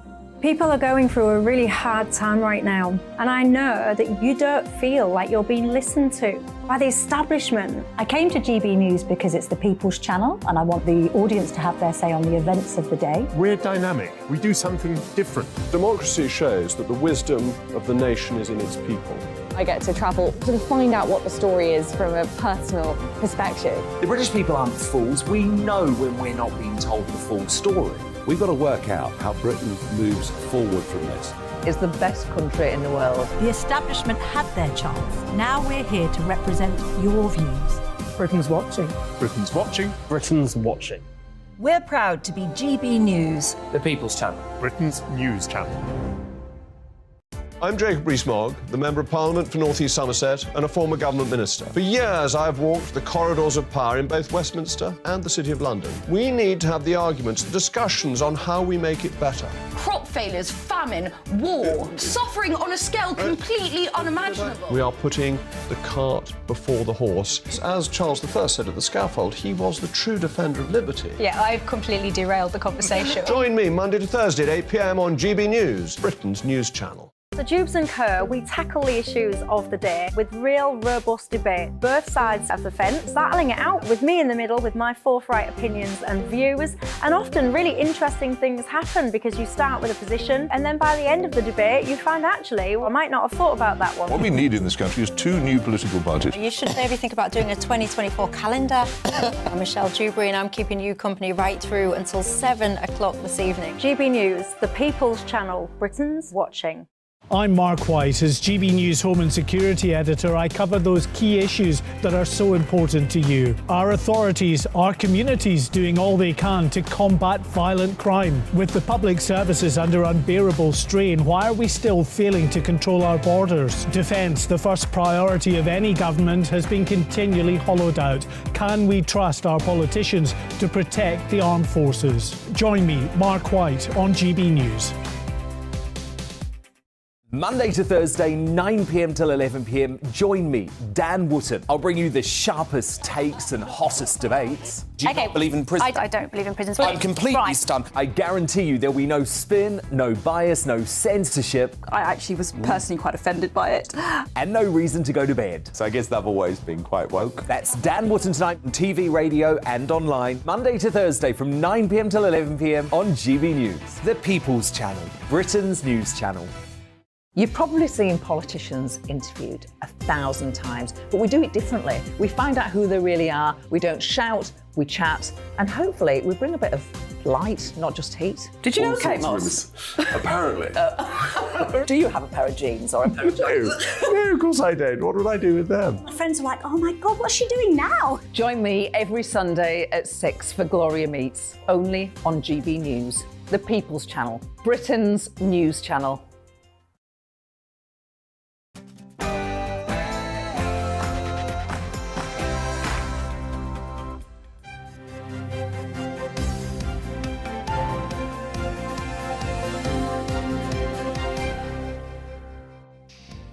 Prince Harry accuses the government and the press of hitting rock bottom. Hello there, very good morning to you. Just after 9 o'clock, it is Wednesday the 7th of June. You're tuned into Breakfast on GB News. Eamonn, Holmes, Isabel, Webster here, and leading the news this morning. The Duke of Sussex will return to the High Court today after blaming the tabloid press for inciting hatred. Prince Harry says he suffered paranoia due to alleged press intrusion, losing friendships which impacted his teenage years. Over 40,000 people are being evacuated in Ukraine after the dam collapse. President Zelensky has said 80,000 villages may be affected. The Prime Minister says it would mark a new low if Russia was found to be responsible. Meanwhile, Rishi Sunak's arrived in Washington, D.C. as he prepares to meet with the US President Joe Biden. The PM will push for more regulation on artificial intelligence, as well as to try and get greater business links with the US. And a new weight loss drug aimed at tackling obesity has been announced by the government. Earlier, the Health Secretary, Steve Barclay, told us on this very programme that the scheme should be made available on the NHS as early as possible. It's a very exciting development, but it's one alongside a range of other measures that we're taking. This is a really exciting new technology, new drugs that are available, and we want to make sure they're available to people within the NHS at the earliest opportunity.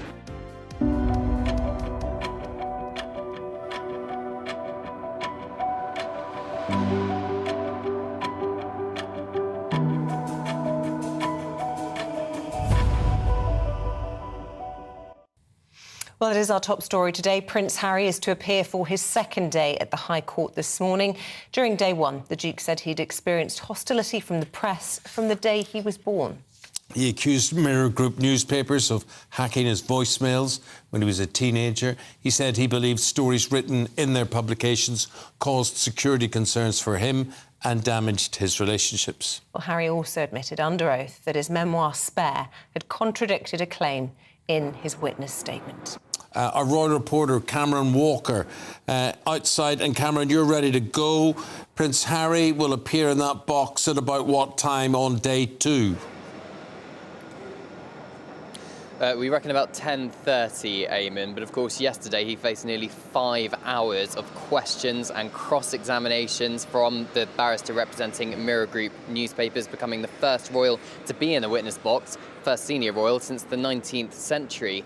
In the courtroom itself yesterday, he appeared pretty calm, pretty relaxed, as he spoke of the effects of the alleged unlawful information gathering and what that had on him. He said he had a huge amount of paranoia in his relationships and claimed that some journalists have blood on their typing fingers. He also spoke of the state of British journalism in his witness statement and quite controversially for a member of the royal family, the state of the British government, and that it was at rock bottom, something which Rishi Sunak, the Prime Minister, would not be drawn on yesterday when asked by journalists. Well, Andrew Green, Casey, who is representing Mirror Group newspaper, he was very hot on the detail. He forensically went through 20 of the 33 articles which are being tested in this case.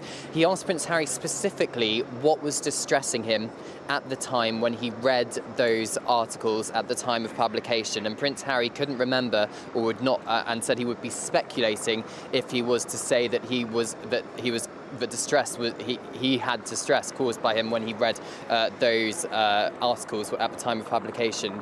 The barrister also asked why he was complaining about the Mirror Group newspaper articles specifically when some of the information in that article or in those articles were already in the public domain because they were published by other media organisations in the days or weeks before the Mirror Group newspaper article was published. Now, the Duke responded to that by saying his understanding was that Mirror Group newspaper journalists used unlawful means to move the story forward and to get some kind of exclusive.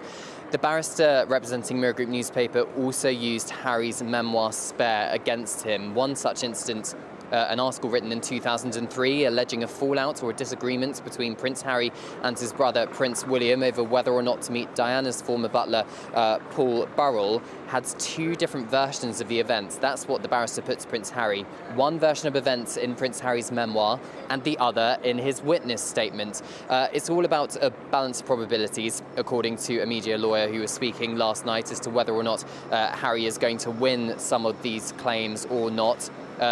but clearly it was a very tough day for Prince Harry yesterday. It was not an Oprah interview. It was not a walk in the park for him. He's expected in the court behind me from 10:30 to give more evidence, and it's expected to last into the afternoon. But what are you expecting, Cameron? You're going to be there. He will have gone home, reflected on the statement yesterday. How do you think he'll be feeling today, judging by what you saw yesterday? Did you see a confident man? Did you see an angry man? What did you see, and what are you expecting to see today after a night of reflection?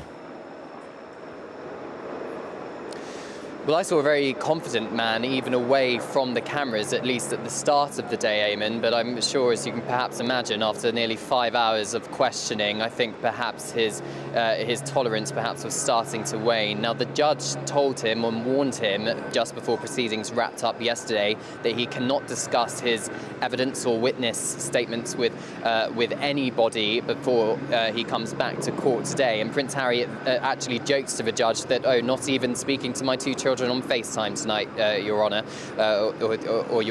or my Lord. So clearly he was still happy to joke around, but nonetheless, I think it's still it was a very tough day for Prince Harry yesterday.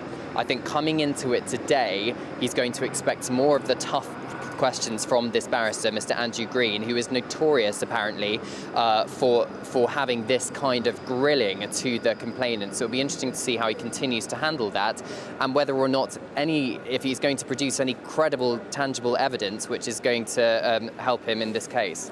Well, you will be in the courtroom. Thank you very much, Cameron. And he'll be bringing us updates here on GB News and indeed you at home throughout the course of the day. And we'll have full coverage as the trial continues live on GB News all week. OK. So the Prime Minister is in Washington today to seek an economic alliance with America to counter the rise of China, we're told, and the risk of artificial intelligence. He's also going to be speaking to congressional and business leaders about more support for Ukraine. Well, joining us now, assistant editor at The Spectator, Cindy Yu, with her hopes on this one. I'm just not sure. Northern Ireland is part of the UK. I would say that Biden, if he's going to spend money, he wants to get the green pound. Value for his money there. He's going to spend it in Northern Ireland, part of the UK, of course, but I'm just not sure what the Prime Minister is looking for in return and where he's looking for areas of investment in Scotland, England and Wales. I would say Northern Ireland's got the heads up on this.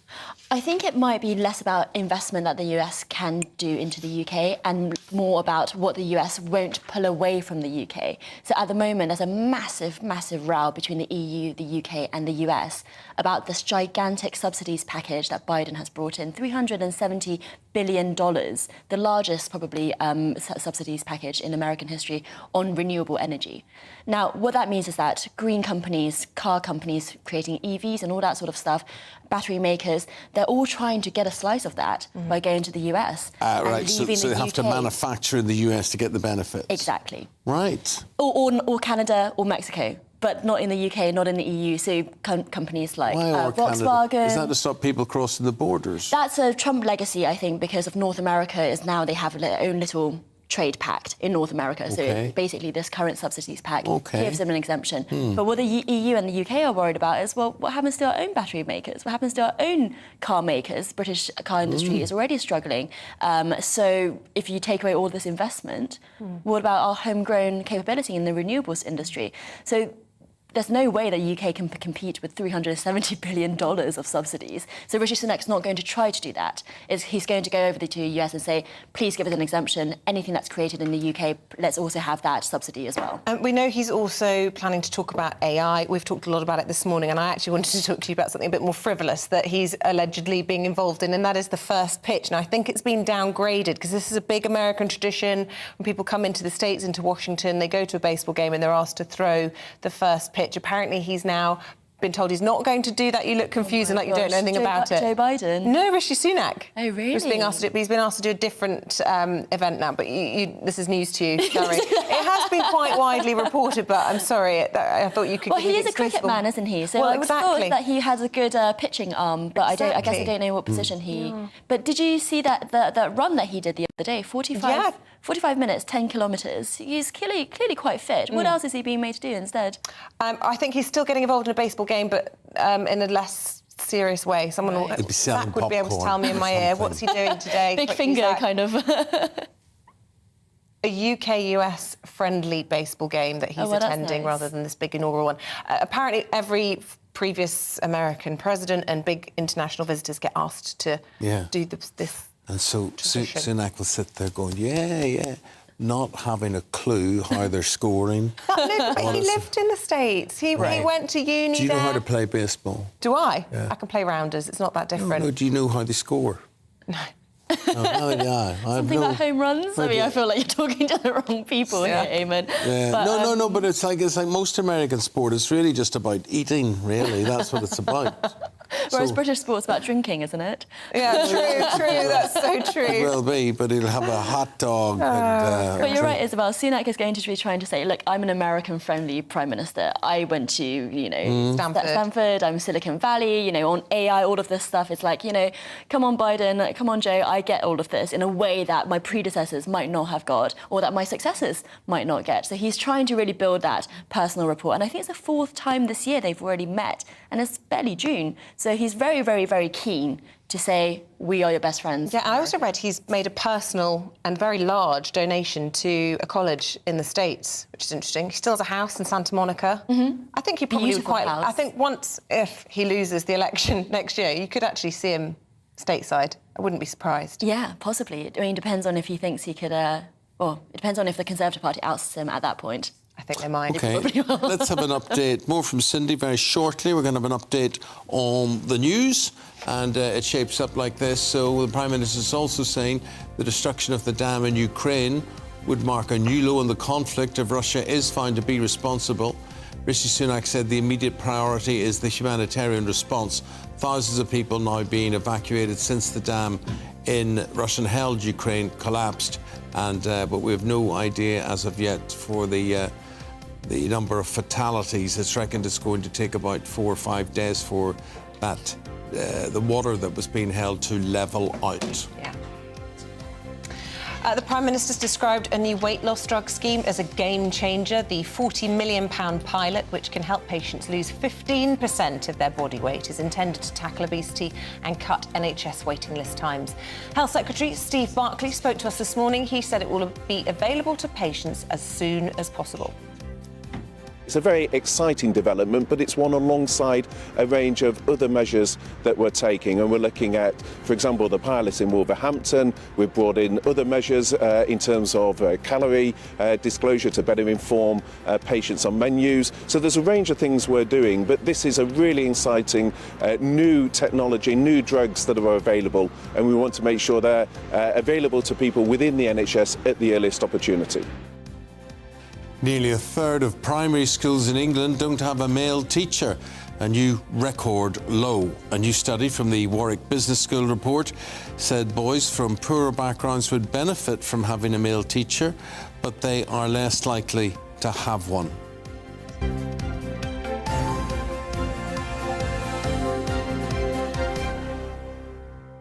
OK, it's not long now till To The Point comes on air with Bev Turner and Mark Dolan today, and they are here in the studio to tell us what's coming up. What have you got? Good morning to you, Bev. Good morning, both. We're on Harry Watch. OK. Yes, is this the day that the wheels fall off? He's been very brave taking on the British media, and I just wonder whether this might be his Prince Andrew Newsnight moment.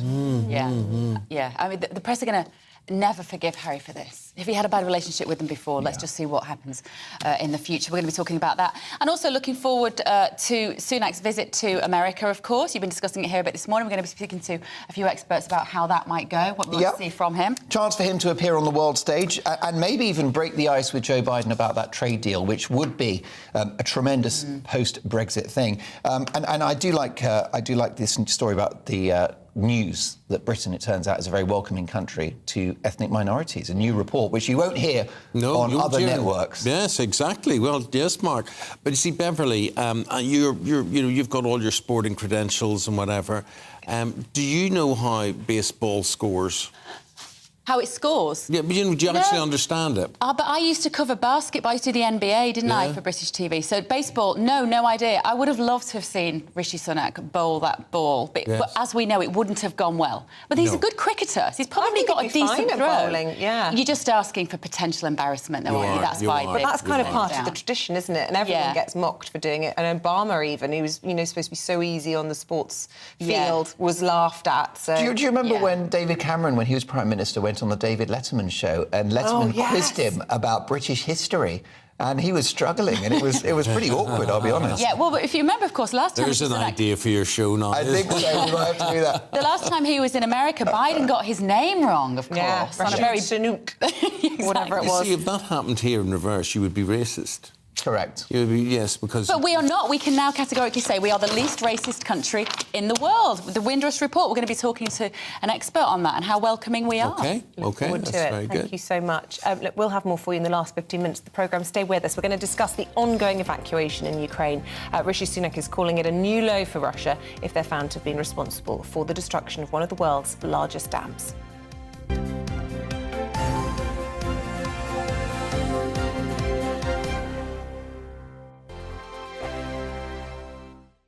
First and foremost, I'm a GB News fan, and I was before I was working here. Just love the fact that we're asking the questions that a lot of establishment media won't ask. With a bit of a twist, we not only want to inform you, but we want to keep you entertained. It's worth the drive because you get in and the team's all ready and waiting, they're itching to go, and it's a proper little family. GB News is the People's Channel. It's the audience that makes the programme sing. We're giving our viewers and our listeners a voice. I see the thousands of your letters, tweets, emails, you name it, coming in. Britain is broken.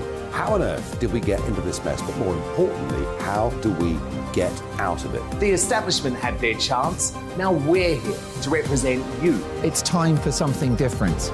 It's time for GB News. I'm very patriotic. I believe in Britain. Our best days lie ahead. Britain's watching. Britain's watching. Join us here on GB News. The People's Channel. Britain's news channel. Join me, Patrick Christie's Monday to Friday, 3 till 6. We tackle the day's news agenda like you've never seen before. It's high tempo, high octane, the most controversial topics and the best guests. You will not be able to take your eyes and ears off it. I'm not afraid to ask the questions that you really want answered. 3 till 6 p.m, Monday to Friday on GB News, the People's Channel, Britain's news channel. I'm Andrew Doyle. Join me at 7 o'clock every Sunday night for Free Speech Nation, the show where I tackle the week's biggest stories in politics and current affairs with the help of my 2 comedian panellists and a variety of special guests. Free Speech Nation, Sunday nights from 7 on GB News, the People's Channel, Britain's news channel. Every Sunday from 11. Join Michael Portillo. There'll be topical discussion, looking at the week before and the week to come. So kick back and relax at 11 a.m. on Sundays on GB News with me, Michael Portillo. GB News, the People's Channel, Britain's news channel. GB News has its own late-night paper preview show, Headliners, where comedians take you through the next day's top news stories. You don't have to bother reading the newspaper, we've got it covered for you. Headliners, every night at 11 p.m. and repeated every morning at 5 a.m. We won't send you to sleep like some of the other paper review shows out there. GB News, the People's Channel, Britain's news channel. Join me, Camilla Tominey, on Sunday mornings from 9:30, taking the politicians to task and breaking out of SW1 to see how their decisions are affecting you across the UK. Bursting the Westminster bubble every Sunday morning, only on GB News, the People's Channel. Britain's watching. Monday to Thursday nights on GB News. At 6, it's Dubes & Co. 7 o'clock, Farage. At 8, join Jacob Rees-Mogg. And at 9, Dan Wootton Tonight, followed by Headliners. On TV, radio and online. This is GB News. Westminster is going around in ever-decreasing circles, followed by the media. Britain is broken. How on earth did we get into this mess? But more importantly, how do we get out of it? Join me at 7 p.m, Mondays to Thursdays on Farage, here on GB News. We will have open, rational debate. We've got to work out how Britain moves forward from this. Join us here on GB News, the People's Channel. Britain is watching.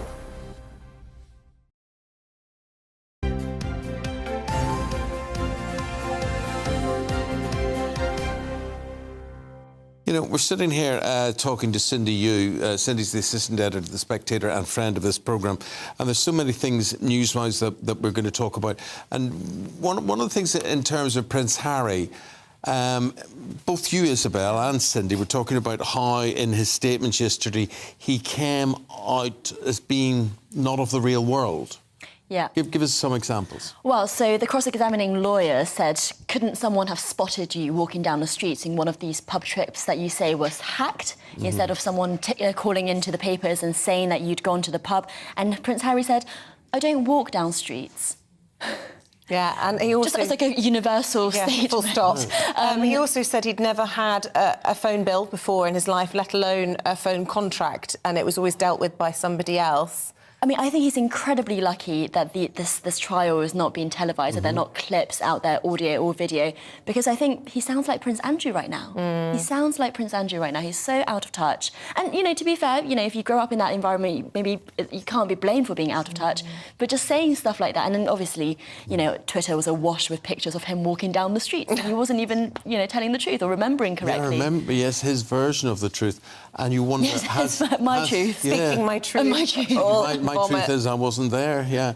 And how, you know, one wonders if that has changed at all in his transition to life in America, in Montecito and whatever. Does he still live in this protected bubble, in this castle? Absolutely, in that lovely multi-million-dollar house, you know, him and Meghan raking in so much money through each Spotify contract. I don't think they understand how normal people live at all. And to be fair, they shouldn't have to, but if he doesn't want to be a member of the royal family, he wants to work for his living, then he kind of needs to understand that actually the scrutiny that he gets is because he's part of a constitutional monarchy. Cindy, who blew up this dam in Ukraine? If you were to place your bet, who would it be? I would not place. I wouldn't place my bets. You don't think it's a safe bet to say Russia is behind this? You could I think if it was, I'd be surprised why the Americans and the UK are not saying that. You know, that's what's making me think twice. You know, John Kirby from the American side, Rishi Sunak from the UK side, have all said it's inconclusive evidence. And I just think, I'm not privy to the kind of intelligence briefings that they have, but surely they would be sure. But why are they not sure? I have no idea. Well, one thing's for sure, it did not just break of its own accord. It has been either mined or bombed, or, you know, as you say, you would pick up if it was a missile strike, a drone strike, but it seems to be that it has been mined, I would have imagined. Yes. With that. But there's so much to this, though, isn't there? There's the whole thing about whether or not it's a war crime, because, I mean, if this is actually done, as you say, possibly by Ukraine, does that still constitute a war crime? Because it still has implications for civilians, but on your own people. Where are these civilians being taken in these humanitarian rescues? Are they being forcibly taken into Russian territory against their will, which we've seen as a modus operandi before, particularly around Mariupol? And how is it different from the dam busters that we were talking about? You know, celebrating them as heroes. That wasn't a war crime. Not to condone what's happened in any way. Well, it probably would be regarded as a war crime nowadays. I think in the context of fighting the Nazis, I think it probably wouldn't. It's very hard to know. I mean, but also, if you just look at who stands to gain from this, it's clear that Russia stands to gain more than Ukraine. So just on a pure incentives calculus, it's clear that Russia stands to gain more, because what this does is widen the Dnipro River such that the Ukraine counteroffensive, which had just recently started... Which will rely on European tanks. And tanks don't do well in water. Not yet. You know, but there's all these horror stories that haven't been talked about yet or revealed as to the amount of civilian deaths. We were talking about animals, we were talking about the zoo that was submerged. Goodness knows what stories. I think the flood levels are peaking today, later on today. It hasn't even peaked. I mean, that flooding is continuing. So we won't know, 3-4 days until really to see the scale of it. But the pictures that we've been showing this morning, it looks like a tsunami. Yeah. And there have been those nuclear fears as well. Right, exactly. So 90 miles upriver is a nuclear plant which needs the water in the reservoir to cool it, even when it's switched off. So Is there a nuclear disaster about to come? All of this suggests that Russia did it, right? Because why would Ukraine do that? But again, as I say, it's just weird that the White House, Rishi Sunak have said that the evidence is inconclusive at the moment. I would have thought that they had much stronger intelligence to show that it was the Russians. Very interesting. Obviously, it's just, days after the whole sort of fight back, really, counter-offensive by the Ukrainians, and we know that Moscow are very retaliatory to those sorts of things. So it could have been a provocation. Who knows? There's so much speculation. I'm sure that story's going to reveal itself to us over the next few days. And that's not even counting in the ecological, the whole green aspect of all of this. Yeah. Cindy, thanks very much. Thank you. Always a pleasure. Very good See you again talking soon, to you. I'm sure. And with the time at 26 minutes past 9, we will say that's it from us. Adios, amigos. We'll be back tomorrow morning from 6 a.m. But up next, it is Bev and Mark with To The Point. Have a good day. Very good morning. Prince Harry had 5 hours in court yesterday. It wasn't an Oprah soft soap interview. He's got more today. And there's a bit of breaking news there as well, isn't there, I think? Well, there is potential protests outside the court. We want to know what that's in regard to. But of course, wherever Harry goes, he brings controversy. Is today, Bev Turner, the day when the wheels fall off for Britain's least happy millionaire, Prince Harry? It might be, but apparently we are the happiest country to live in if you are an immigrant, if you are a person of ethnic minority. So that is some good news. We've got the Windrush report. We're going to be bringing you the details on that as well, and some interesting stories. What about caravans? We are caravans, naff. I would love to have one, but Mrs. Dolan says no. I love them.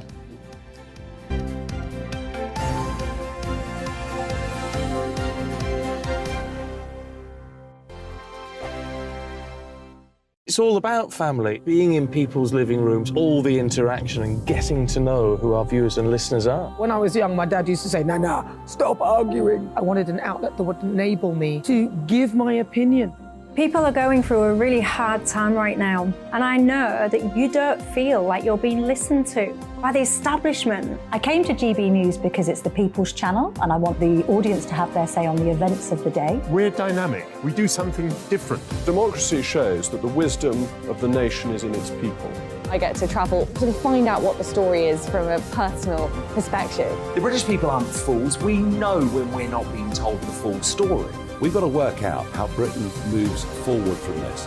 It's the best country in the world. The establishment had their chance. Now we're here to represent your views. Britain's watching. Britain's watching. Britain's watching. We're proud to be GB News. The People's Channel. Britain's news channel. I'm Jacob Rees-Mogg, the Member of Parliament for North East Somerset and a former government minister. For years, I've walked the corridors of power in both Westminster and the City of London. We need to have the arguments, the discussions on how we make it better. Crop failures, famine, war, suffering on a scale completely unimaginable. We are putting the cart before the horse. As Charles I said at the scaffold, he was the true defender of liberty. Yeah, I've completely derailed the conversation. Join me Monday to Thursday at 8 p.m. on GB News, Britain's news channel. The Jubes and Co, we tackle the issues of the day with real, robust debate. Both sides of the fence, battling it out with me in the middle with my forthright opinions and views. And often really interesting things happen because you start with a position and then by the end of the debate you find actually, I might not have thought about that one. What we need in this country is 2 new political parties. You should maybe think about doing a 2024 calendar. I'm Michelle Dewberry and I'm keeping you company right through until 7 o'clock.